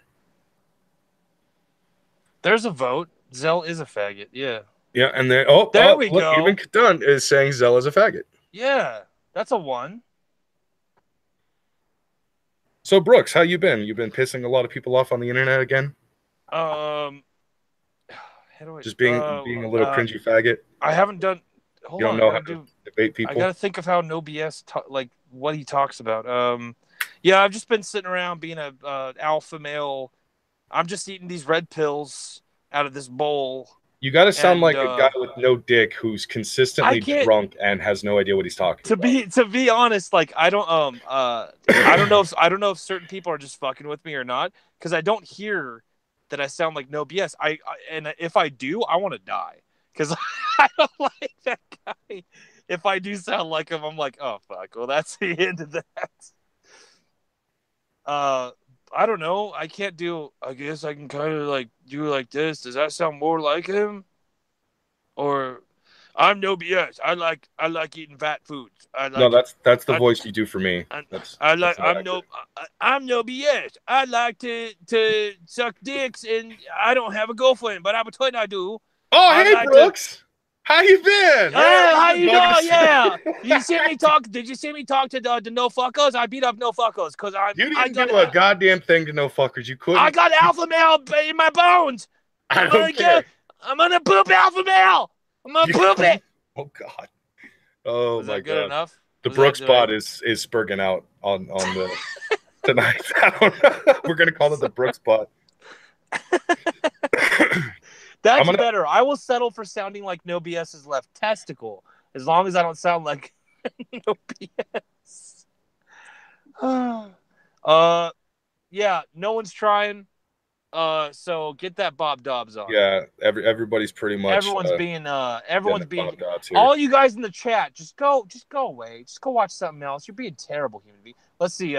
Batman for €2, £2, whatever, says Zell is Eric Foreman from That 70s Show. I like that one. I'll take that. Thank you. That helps soothe the No BS comments. It balances it out. I appreciate that. I like. Fuck. What's that actor's name? Something Gopher. Oh, Topher Grace. Topher Grace, yeah. Yeah. You met the dad from That 70s Show, didn't you? No, my dad did, though. Oh, I thought it was you. God damn it, there are too many Bob Dobbs on Twitter. Bob, what's your fucking Twitter handle? Schmeckel. Hey, Bob, Schmeckel already said, or already put in the chat, what to DM Brockus on Twitter. Yeah, my DMs are open, bro. Yeah. So get on that. Bob, you better hurry too, because if someone in chat says something really interesting, we're bringing them on. Tofu grease. Yeah. I like that. I am tofu grease. I'm okay with this one. I didn't know if people were serious or not. I mean, if they are, it's fine. I would just like want to put a samurai sword through my stomach. When they said I sounded like No BS, I was like, oh great. I don't hear it, but oh Jesus, if I do, I'm fucked. Donna was okay. Donna from That 70s Show. I thought she was hot. I've heard a lot of people say she's not hot. What's the deal? I don't know. I think preference, because I think she is hot, actually. I thought she was hot on the show. I don't know if she's okay looking now. She's all right, but she was hot on that show. She's you know we got what? American Phoenix for $2. American Phoenix says, bring on Kadun and talk guns. I'm sorry, American Phoenix. We're trying to reach Bob Dobbs at this moment. Yeah, I finally found him. He gave me his Twitter handle, so yeah. Yeah, we'd like something new and fresh. I mean, it's in your DMs Kadun is old used pussy. We want some tight pussy on the show. Something a little fitting. I'm a little old fashioned. I like the used blown out stuff. You know, I don't know. I think it's just me. Kadun will be on here sometime in the future. Yeah. But sometimes we like to let Brockus feel big. Sometimes it's better to not have Kadun on the show and save my ego. Brockus, I want hold on, Brockus. I want to say you owe us at least 5 moans you have been fucking up. No, I wouldn't say 5. I'd say it's been 3. like 5, dude. I moaned with the last Bob Dobbs one, I believe. I don't know. I didn't hear it, but go ahead and we'll settle with 4. Give us 4 moans in a row. I'll just do the 4. Oh.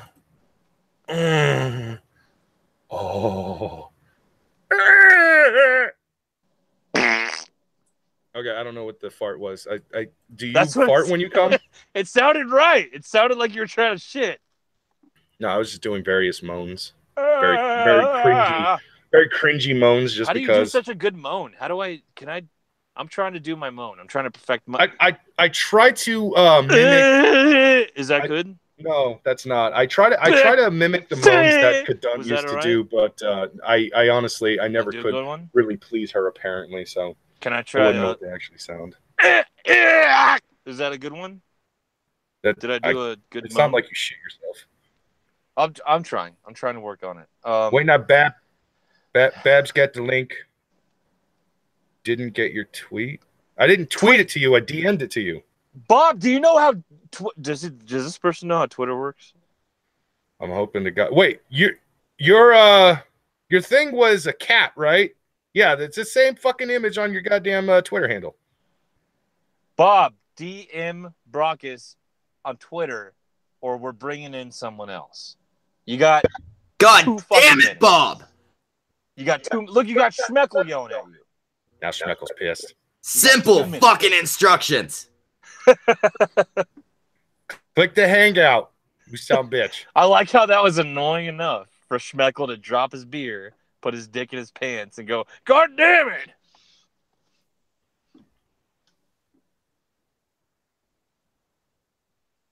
Maybe if I sent him the link again. I don't know. Maybe. Are you getting a DM from Bob at all? I sent him a DM. I did not get a DM, but I sent him one because I found he sent his Twitter handle in the chat, so I went ahead. Okay, sent it again, Bob. Wait. Maybe you misunderstood. Bob, you need to click the link. Yeah, you don't just look at the link and notice it is pretty. I'm just picturing him sitting there reading it out loud. Somehow it magically happens. Activate link powers.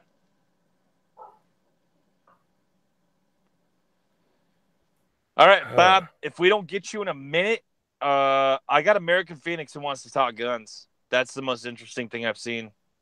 Well, he said specifically to bring on Kadunk for guns, but we could bring American Phoenix on for guns too. Yeah, he wants to. He wants to get on here because he knows it's the freeway into the after stream.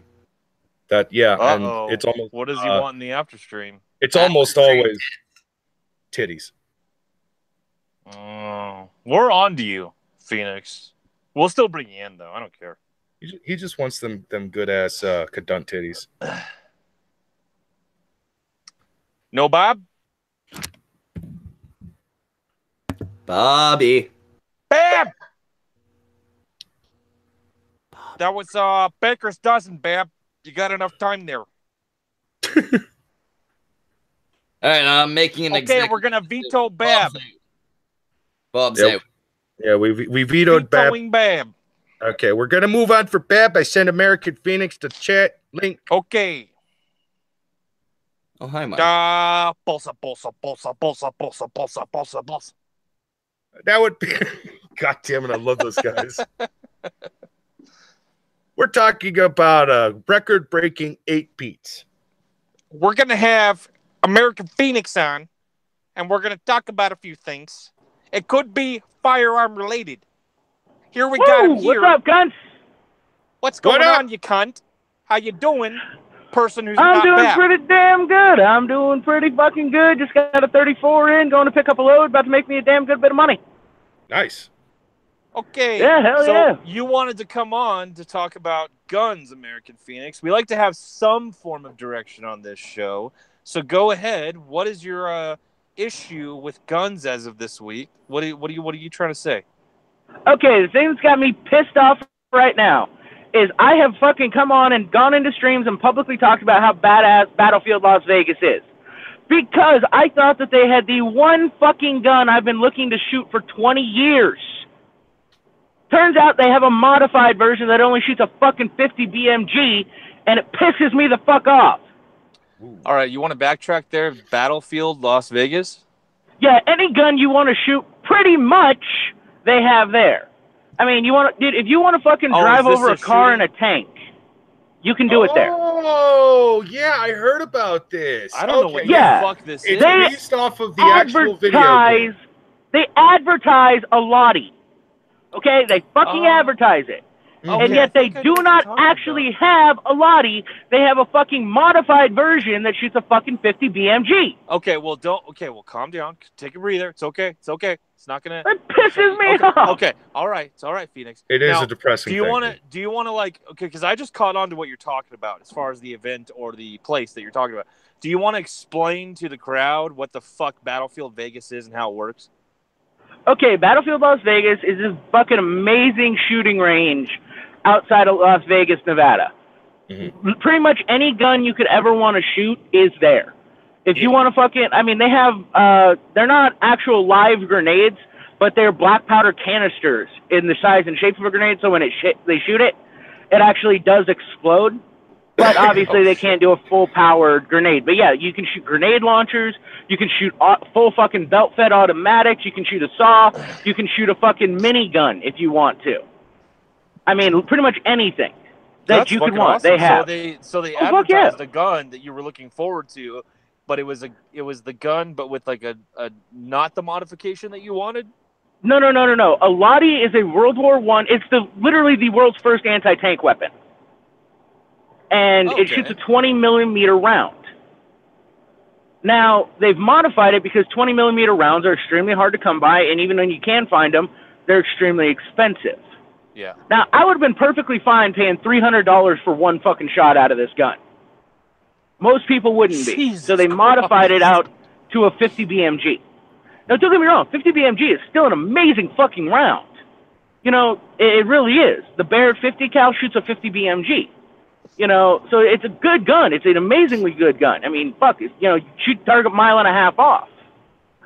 But it's not a Lottie anymore. And that's what pisses me off, is that they advertise a fucking Lottie, yet they do not have one. Yeah, that actually is, that right there is false advertisement, and it's unfortunately a damn shame, because if you're going to tell me that I could shoot a specific kind of gun and I've always wanted to shoot that specific kind of gun, god damn it, you better have that specific kind of gun. But or the I'm round get pissed. isn't called the Lottie, right? Yeah. Like the round is not named the Lottie. It was the gun that fires the round, and the round is different, right? It's a weapon. Well, here's the thing. It's the Lottie weapon system. The gun breaks down into two parts. It's actually a 109-pound rifle. It's a two-man crew-served weapon. Jesus Christ. Dude, this is World War I anti-tank. You know, just so you know how badass this gun is, when tank armor got thicker so that it couldn't really be useful against anti-tank, they started putting it up on a higher tripod and using it for an anti-aircraft gun. Wow. This thing is a fucking beast. Okay, Well, and again, to just emphasize this, I'm 25, and I've been looking to fucking find a place I could shoot this gun for legitimately 20 years. So, okay, well, then that sounds like a very personal thing. Phoenix, I can't lie to you, man. No one else is caring right now. Well, you know what? I said I wanted to come on and talk about guns, and I came on and talked about guns. I have done my fucking job. You did? Do you have anything else that might be a little more relatable? Well, somebody just joined in. That's interesting. Let's talk about that. Hello? Okay, oh, I think that's Bab. Do we got Bab? Join? Is that Bab? Bab, Justin, somebody. Put your mic on, Bab. Hello, can you hear me? Yeah, Bab? We can hear Bab.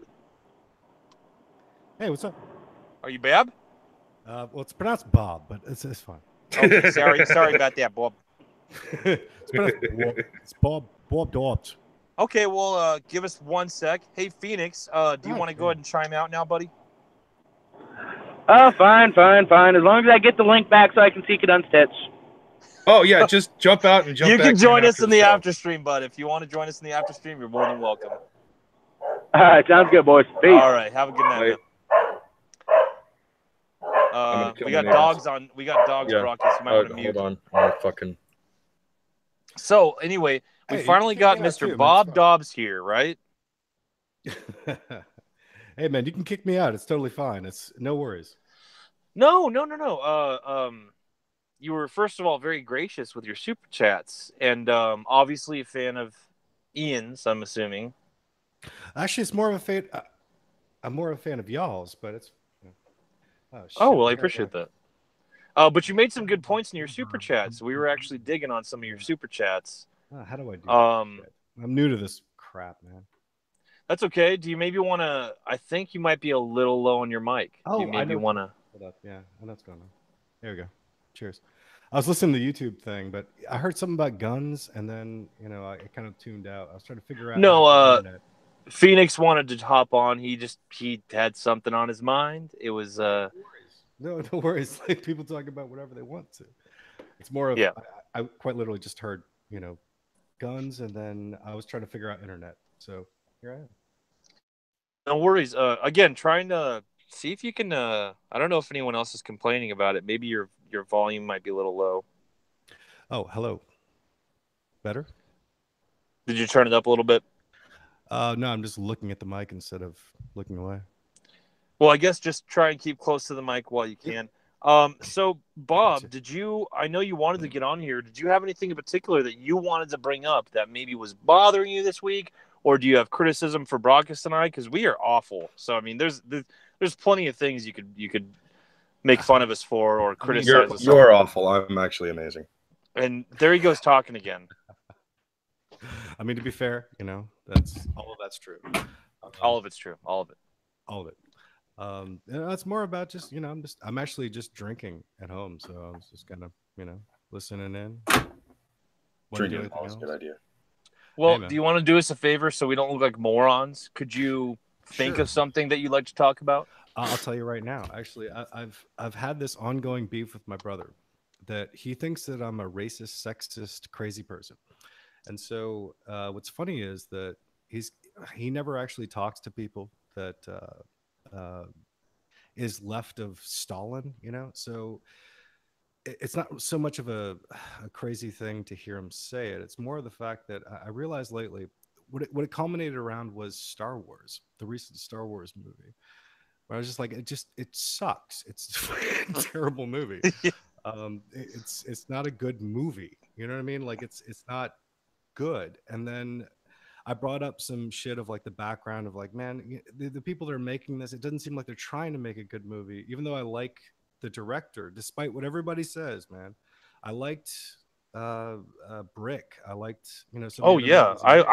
I thought Last Jedi had before I saw it. I thought it So much had the potential. I thought it Yeah, had the I potential thought to the be same thing. the best Star Wars. Like I was genuinely telling some of my friends, even Brockus, this could probably be the best Star Wars movie ever made. Ryan Could Johnson is be, an incredible filmmaker. except it wasn't. And So, and no no no and to me honestly, like I know this might be a little too far, but to me it is the worst Star Wars movie ever made. I've got really bad feelings about a lot of them. So I don't know. I mean, are we excluding all the prequels? Are we excluding the prequels? No, I think the prequels were better than The Last Jedi overall. I think they felt like Star Wars at the end of the day. I think they felt like they had more of an attention to the universe and Yeah, they universe weren't building. preachy. Yeah, Whereas they in weren't preachy as all. Yeah. yeah, if you pay attention, like say what you want about the prequels and the whole Senate shit and like oh that's boring, blah blah blah. At the very least, what it is doing in the prequels is it establishes a universe. You understand why things are happening the way they are, even if you're bored by it. You're like, yeah, I get it. This is happening because this. In Last Jedi, tell me anything about the First Order and the Resistance and how they work and how they got to where they got to and how they got down to the numbers that they're down to and why anyone even should be scared of them. Like, it's very confusing. Well, I mean, honestly, Laura Dern with pink hair was really much more important, in my opinion. I thought that was a really important point of the movie. It really had a lot of structure and it had a lot of power to it. And I thought that it was really important for the movie to make that statement that Laura Dern had pink hair. That was very important. But So, it carried a lot of power. but you this caused a fight. This caused a fight with you and your brother. Again, like I'm kind of a crazy person in general, but Yeah, I mean, and this is kind of the fucked up thing about the world right now. I've noticed about the world that right now we're in kind of a position where it's like if you even say like I don't hate Trump, right? Like you just say that, and all of a sudden you just get attacked for shit. It's like, look, I don't hate the dude. He's our standing president. Like I don't agree with XXX, right? But like I don't hate him. Yeah. You know? And all of a sudden you're just like the worst person on the planet. Like from most people that you talk to. And this is what I'm trying to say. Of like on my everyday, we talk about internet shit. We talk about the internet lives. I'm down in New Orleans, and down here, I shit you not, dude. It's like every other person you talk to is so left of center that you could just be a like myself, middle of the road kind of person, meaning like I don't give a shit about these things. Yet there's so much politics around these things. There's so much that you end up kind of sitting there just saying, "What the fuck do I do?" Like literally, I'll tell you all day long. It makes conversations. It makes conversations and exchanges with people feel very awkward and forced at times. Like you don't feel like too. Kind of like this, yeah. And it's totally not fair, but to be fair, I paid to get on here, right? So you guys are whores, and I'm a bigger whore because Hey, I'm not complaining. I think Brock is just teasing, but like, you got on here and you got some good stuff. I like where this is going. So, anyway, like, I would still like to know how that Star Wars movie led to like a fight with your brother, and it is, you're right, a great example of what's going on today. You know what it was? It was the line where what was the Haitian's name? Finn. No. The Haitian. What was her name? Rose. Oh, Rose. Yes. When she took that goddamn saddle off of that animal and said, "Now it was worth it," and it's I fucking hated that scene. Like, what the fuck is this doing to my Star Wars? And it's like it upset me so much that I think I kind of pushed that onto my brother of saying that is so fucking cringe, and it's just so cringe in like a political way. Get out of my Star Wars. And then he's just like, well, you just don't like ethnicity being brought in. Oh, what? Just shut the fuck up with this shit. Oh my god, that's so fucking dude. Okay, look. I have a similar complaint when it comes to not necessarily just Star Wars, but comic books. Like there's a certain kind of hearing your answer, I agree. All right, everybody, let's get one huge sigh together. Let's just have our sigh, and then Brockus can go into it. I was going to say, there's a certain kind of artwork that has been creeping into comic books for the last few years. And look, I actually really like that artwork. It doesn't belong in my comic books. That's all I'm saying. That's all I ever really say is it's nice. I do like it. Get it out of my fucking comic books. It's shit. What actual comic are we talking about? Are you talking about like? Did you guys ever see the covers for, or even the pages for when Starfire got her own comic book a couple of years ago? No, I haven't. They discontinued it eventually, but there was an artist, and they're a decent artist, but you could tell that this is an artist that probably got like more known amongst the internet artists and stuff like that, like the Tumblr artists and shit like that. The art is good for fan art. It does not work well in a comic book because I like comic books where there's detail. I like comic books where, there's the hatching and the cross hatching for, shading and giving that sort of gruff look for somebody who's just, kind of beaten down. I want to actually look at the comic book characters and really get a feel for, if they're hurt, if they're sad, if they're happy, something along those lines. And these artists are coming in and they're not doing that well. They're making these characters look so plain and generic and like, I don't know. It's just, even when they're sad, they look happy as fuck. And then there are other comic book artists.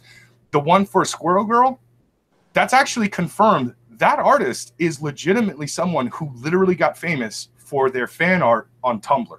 Yeah, I heard. And it's depressing because it's like that's being pushed and people are saying, oh, that's such amazing art. No, it's not. It's not good. And That's the art I'm talking about. Didn't Squirrel Girl kill like everyone? Like that's a whole nother topic for another story. But basically, I got Sorry, you a brought Squirrel. it up, man. Squirrel Girl is a character who she is legitimately just a joke character. That's it. But yeah, that cover right there, the Starfire cover, the one that was just on screen, that actually was that's the kind of artistry I'm talking about. Now, it's fine for like cover art, it's fine for fan art, it's fine for, other stuff, but like, I don't like it in my comic books. I don't like it to be in the pages and stuff. And anytime I bring that up, I sometimes will have these people bitching and complaining and saying, "Oh, you don't like it just because it's a fucking female artist." And I'm like, "Are you kidding me? Whoever created that is their gender has nothing to do with this argument. It's the artwork, it's the production that I'm talking about. And you're going to turn it into something that it's fucking not. Are you kidding me?" I had this exact same kind of argument about comic books with somebody online who completely missed my fucking opinion when I was basically saying the Jane Foster Thor is not a good character. She isn't. For the most part, in the beginning, that particular Thor was a terrible character. She really was.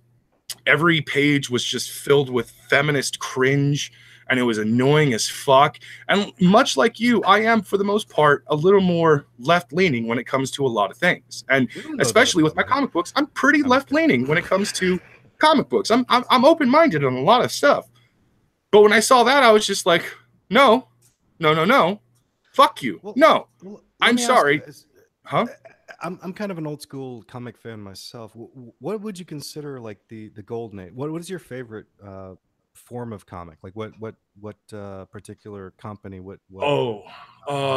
Marvel has always been my bread and butter when it comes to comic books. I would say late 90s, early 2000s was probably the golden days.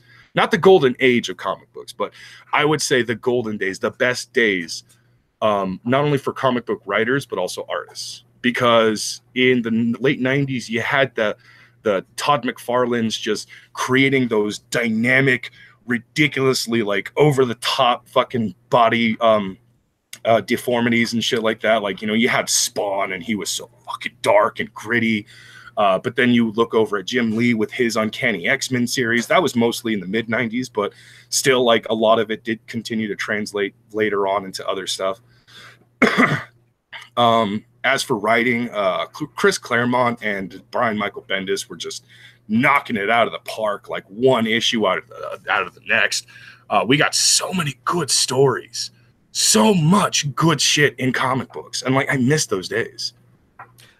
Actually, it's funny. I can't list you the names of people, but I was actually a big fan of probably stuff that most people have never even heard of. Like I really got into it in the early 90s with the Malibu series, and nobody's ever fucking heard of it probably, but Malibu came out like during the Purge, if you will, and like they popped out with a bunch of really fucking awesome things. And also really liked Image. I grew up, just to be clear, I grew up with Marvel. I grew up with like, I had my dad, like an idiot, gave me like the issue with Morpheus in Spider-Man to play with when I was a kid, so I tore it to shit, and it's worth a whole bunch of money later, So I ended up having like the torn up version later. But there was like stuff with like Rune. There was these really great comics, like Pit was one of my favorites growing up. Prime. Oh yeah, Pit was a good one. I never fully read everything with Pit, but that actually like fucking amazing art. It's kind of Lobo-ish, like it was definitely in that like that line of just like this dude doesn't give a fuck. He's just gonna kill everybody. Yeah.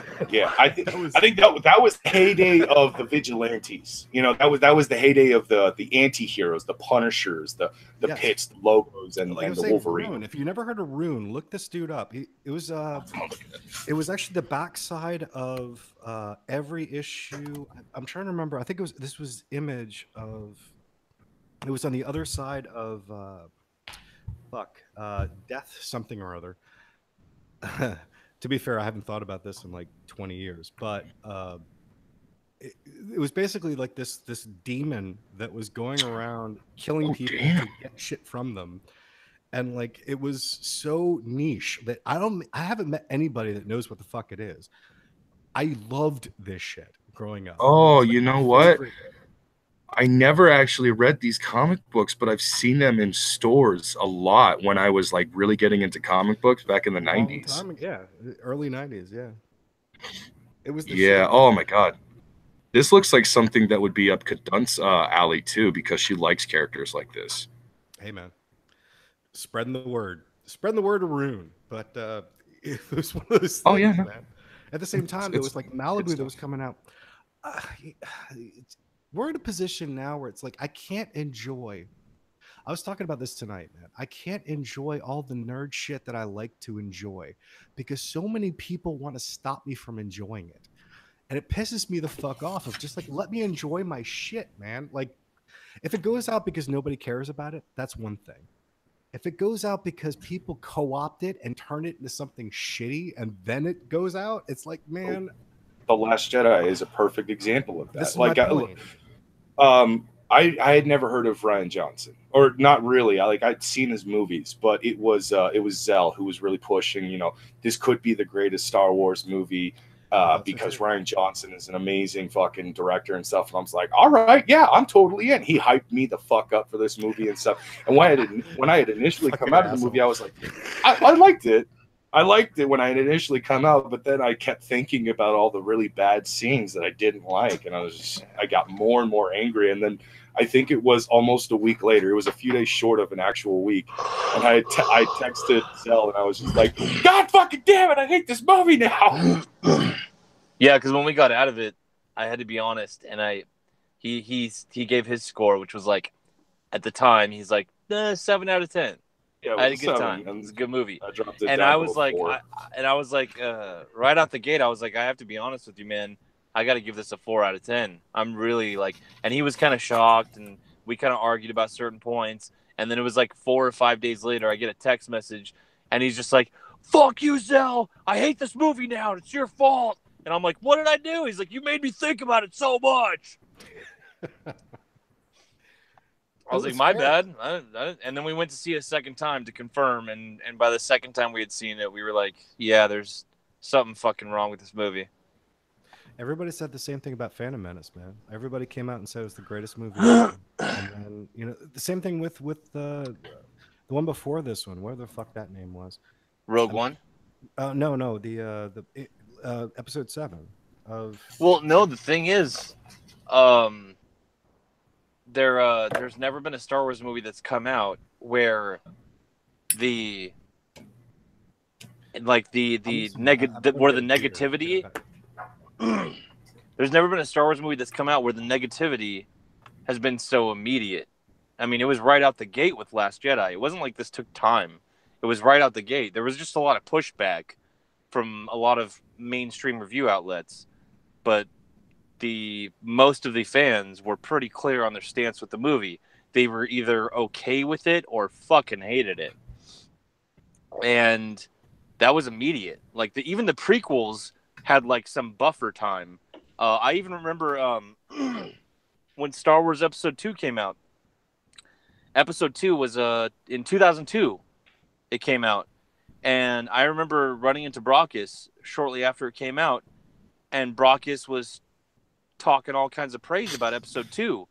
And I remember watching it in theaters, and I was young, so I was like, it's fun, whatever.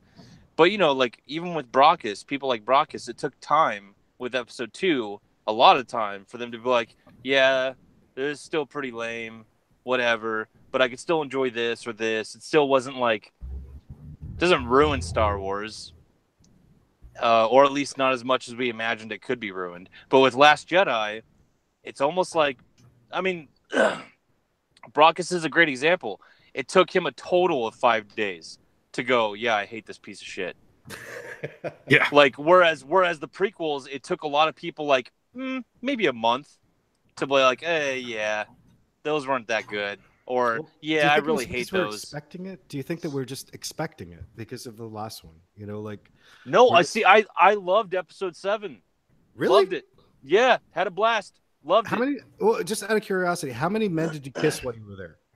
Just out of What's up? curiosity. How many men did you kiss while you were there? Just out of curiosity. Just Brockus. It's always All right. Brockus. Okay, You cool. need to stop spreading lies. Because Jimmy It was- was also there, and you made out with him. It was a rim job. That's true. Nothing That's more. true. It was a lot of guys. It was all the guys. It's pretty much all the guys. But I think Brockus, didn't you see episode 7 with me as well? Yeah, actually, we've seen all the latest all the latest Star Wars movies from 7 to current in theater. And we've hated it. Well, you tell me- hold up, wait. I understand the criticisms for episode 7. Wait, I'm hear me out. very aware of those, but as far as a movie I'm goes, as far as talking shit. story and pace goes, that movie was brilliant, and it was a gorgeous movie. Wait. So, real quick, just my brief criticism about it, and then you can, continue. I'm sorry for interrupting. That my biggest. I walked outside after seeing this thing, and I was like, "Wow, that was actually pretty entertaining. It was entertaining." And then I was sitting outside. I saw an early showing of it. Like my buddy got me in. He actually was. No shit. He was actually wearing. He dressed up like Worf, and he actually made like a bolo. Oh my god! Everything. And yeah, we got some really fucking dirty looks. We got some really serious dirty looks. But the point is that we end up sitting outside and we're talking about this shit, and it's like every conversation I had was, well, yeah, that didn't make any sense, and that didn't make any sense. But at the same time, it was entertaining. It was an entertaining film. It sucked overall if you think about it, but it was entertaining. No, I don't think it sucked. Like I to me, it's like if I watch a movie, There's a point of argument. If I watch a movie and I have a blast, and then I get out of that movie and I'm like, yeah, I'd see that again, and I had a blast. I had a great time. It doesn't make much sense for me to then go like, but it sucked. I don't know. I can't piece those two together. You see what I'm saying? Like, doesn't really compute on my end. It's like it sucked. So then wouldn't I want to like not see it again? And again, like when it comes to like the little inconsistencies, dude, we could do this with the original trilogy all fucking day long. No, wait. I know about the criticisms with episode 7. I'm aware of them. Trust me.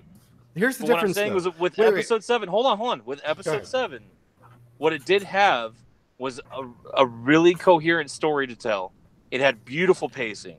It was a gorgeous film, and it felt like Star Wars. The thing that blew me away the most was that it felt like Star Wars. And then episode 8, it felt like it had no idea. It felt like it didn't even care what pacing was. And it felt like it didn't even care what a story was. Right. And it took the whole idea of J.J. Abrams' mystery box and threw it out the fucking window. And so when you do that with a movie, with a series that's built, its support structure is, in a way, that mystery box.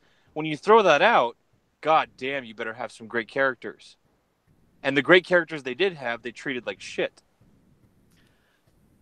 I guess here's where I come into it. You could actually say in a lot of ways it's very much like, again, kind of Star Wars is different than everything else. Okay, like if you're going into like the newest Dread movie, right? I still talking to people. Was it 2011? Dread, right? Fucking awesome movie, in my opinion. That movie was amazing. It was great, right? It was amazing. But there was no expectation for it. There was no expectation. All you had was Judge Dredd before it, and you're expecting Rob Schneider to show up. So there's no expectation. Yeah. We're talking about Star Wars, and so like there's this whether it's good or not, and it actually takes something really exceptional for it to be really that looked down upon. Meaning like the most recent of just how you're right, how quick it was, like that people recognize how shitty it was.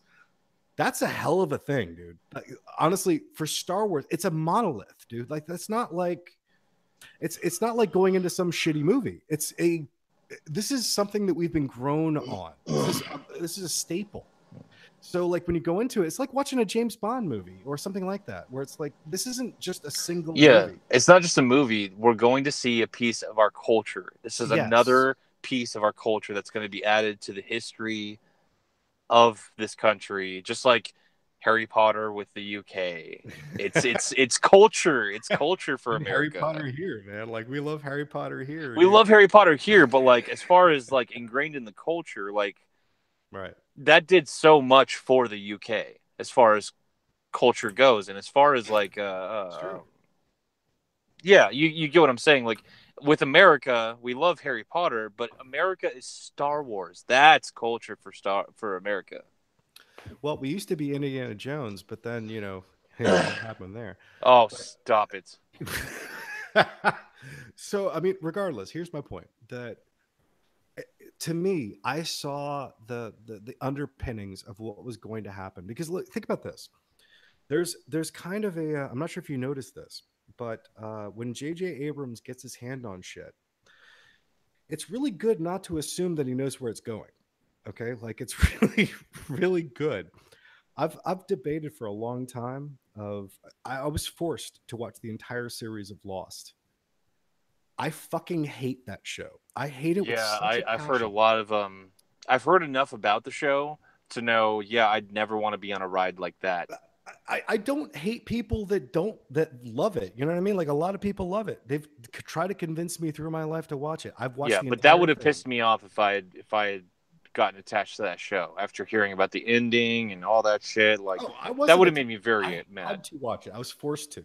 So I had to watch the entire series. Long story, but ultimately I had to watch the entire fucking series.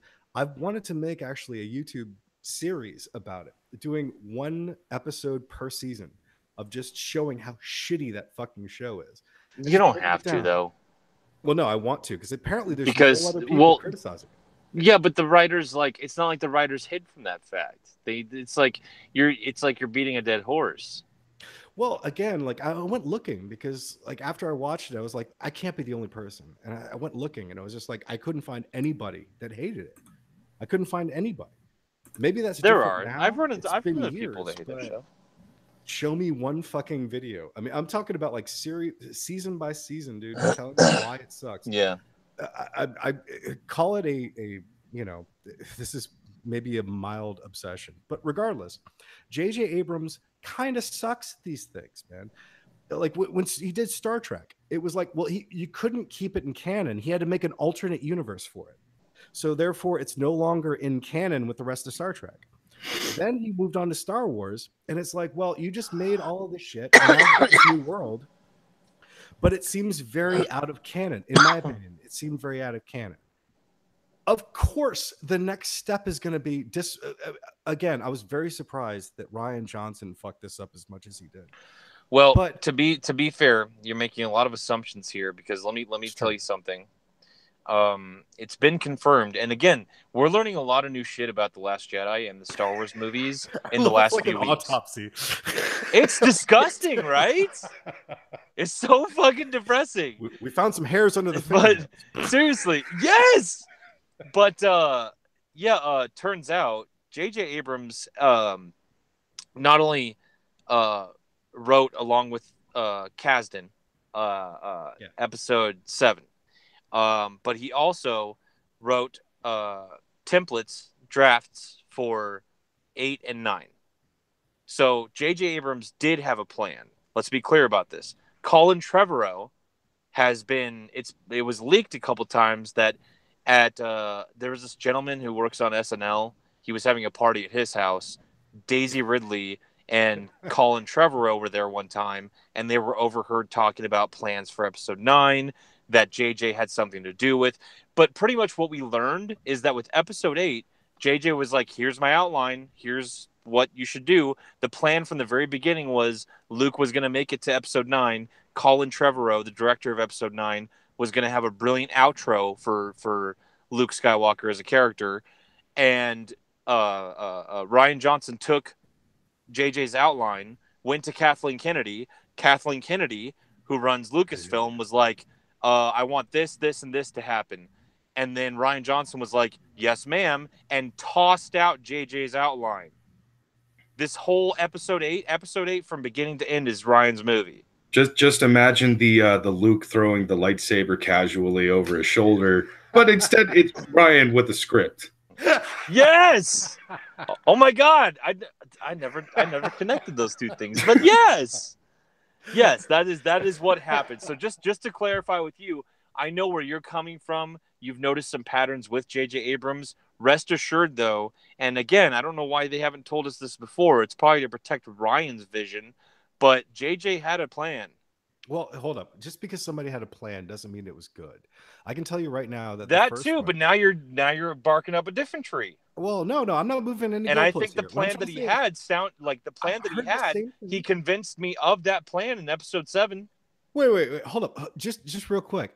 Didn't he turn down doing any of the others? He originally turned down Star Wars because he's such a fanboy. He didn't want to do anything that might potentially ruin the entire franchise itself. But Yet he did. No. You're thinking of Star Trek. No. He did Star Trek, even though he actually is a huge fan of Star Wars. And No. He turned down Star Trek. No, he turned down. This is the story behind Star Trek. He turned down Star Trek, and then he later read the script that was built by something Orsi, those two faggots that have worked on the Transformers movies, whatever. I don't see he saw a script for Star Trek, which eventually became Star Trek 2009. And when J.J. Abrams saw the script, he was like, "Oh shit, I have to direct this. This is amazing." And so that's when J.J. got his hands on it and directed that. When he was offered Star Wars, he was like, "Fuck yeah!" and left Star Trek like immediately. I'm literally talking about the second. I'm talking about the episode 8, because they had this lined up, but he turned down the sequel, meaning like 8. No, that's not true. That's not true. He didn't turn down episode 8 and episode 9. He never had episode 8 and 9 in his docket ever. And he never turned it down. He never turned it down. The idea from the beginning was that he was going to help the series take off, and then he was going to have a more Kevin Feige presence while they hire other directors to finish the job. It was when, first of all, it was when Ryan Johnson is responsible for all of this. By the way, I just want to say, it was when it's fucked up when Ryan Johnson took JJ's outline and threw it out the window. In that moment, Ryan Johnson led to Colin Trevorrow being fired from episode 9 because Colin Trevorrow was so attached to Snoke sticking around and Luke sticking around. He had these brilliant, to him at least, brilliant outros for these characters and build-ups and all that. Yeah. So when Ryan Johnson did that, it ended Colin Trevorrow's career as far as Star Wars movies go. Well, when he got fired, they wanted a replacement. After they saw the reaction to episode 8, right after the episode 8 released is when they announced J.J. Abrams for episode 9. Boom. Like, this doesn't take a brain surgeon to figure out what the fuck happened here. They're scared, and they're like, oh, episode 7 was received well critically and by the fans for the most part. Let's get this guy back on track to fix this thing up. See, this is actually what's even worse about it, is that I'm kind of like, I'm kind of on the same camp of like, I thought Ryan Johnson was going to pull this shit out. Like, he was going to make a great movie. I really thought that. I thought like, holy shit. I share that with you. Yeah. The second of the two movies is like, oh my God, he knows how to do storytelling. He knows how to do like really subtle performances and like really good shit. Yeah. And he makes gorgeous movies. Yes. And then we got this. It's like, what the fuck was this? And the movie doesn't look here. The fucked up thing too is, aside from, I'd say, the throne room scene with the battle and all that, aside from that scene, the movie to me doesn't look particularly gorgeous. In fact, it looks really ugly most of the time. I could advise everybody, watch Brick. If you haven't seen it, watch Brick. It is a watch Brick, movie. Watch Brick, watch The Brothers Bloom, or watch Looper, and you will. They're all three of them are gorgeous, fun rides. Well, I'm going to say my favorite of all of them is Brick. It is. I got into that years and years ago. It's such a great movie. Regardless of what you think, this is not sci-fi. It's just like it's a noir film done in high school. It sounds like on paper, because like my friend at the time, when it came out on DVD, my friend was trying to convince me of seeing it, and it sounds on paper like the most pretentious fucking idea ever. And then you watch the movie, and the fucker pulls it off. Yes. And you're like, what the fuck? It was very surprising. You Guys, feel like there was something in it. I'm sorry, go ahead. I would love to keep going with this subject, but we really got to start wrapping it up. We actually went on over 20 minutes, what we normally would.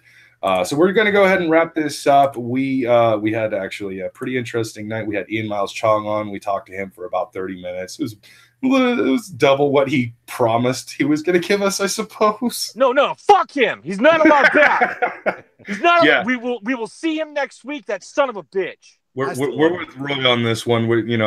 Fuck Ian. He's a bastard. Bloodsport Kumite. He's good. We're coming for you. But even though we didn't have Ian on, we talked about Star Wars. We talked about comic books. We talked about things that were pissing me the fuck up. Fucking retard. I know we did have Ian on. We had him only for 30 minutes, even though he was supposed to be on for the entire show. The fuck is Schmeckle yelling about? Are you drunk yet, dude? I don't know. He's drunk. We also had American Phoenix.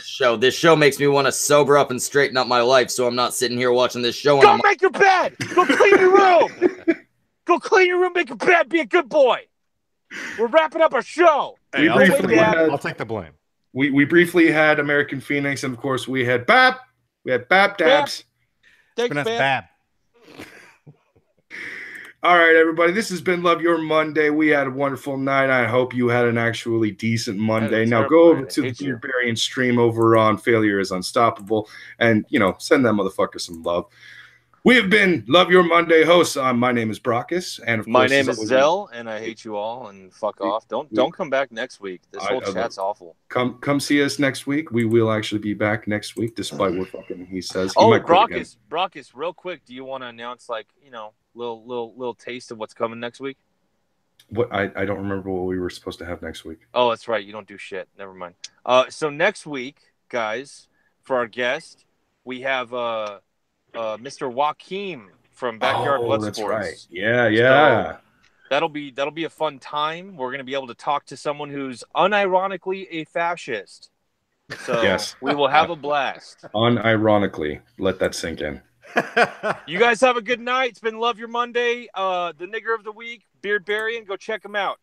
Take it easy, cunts.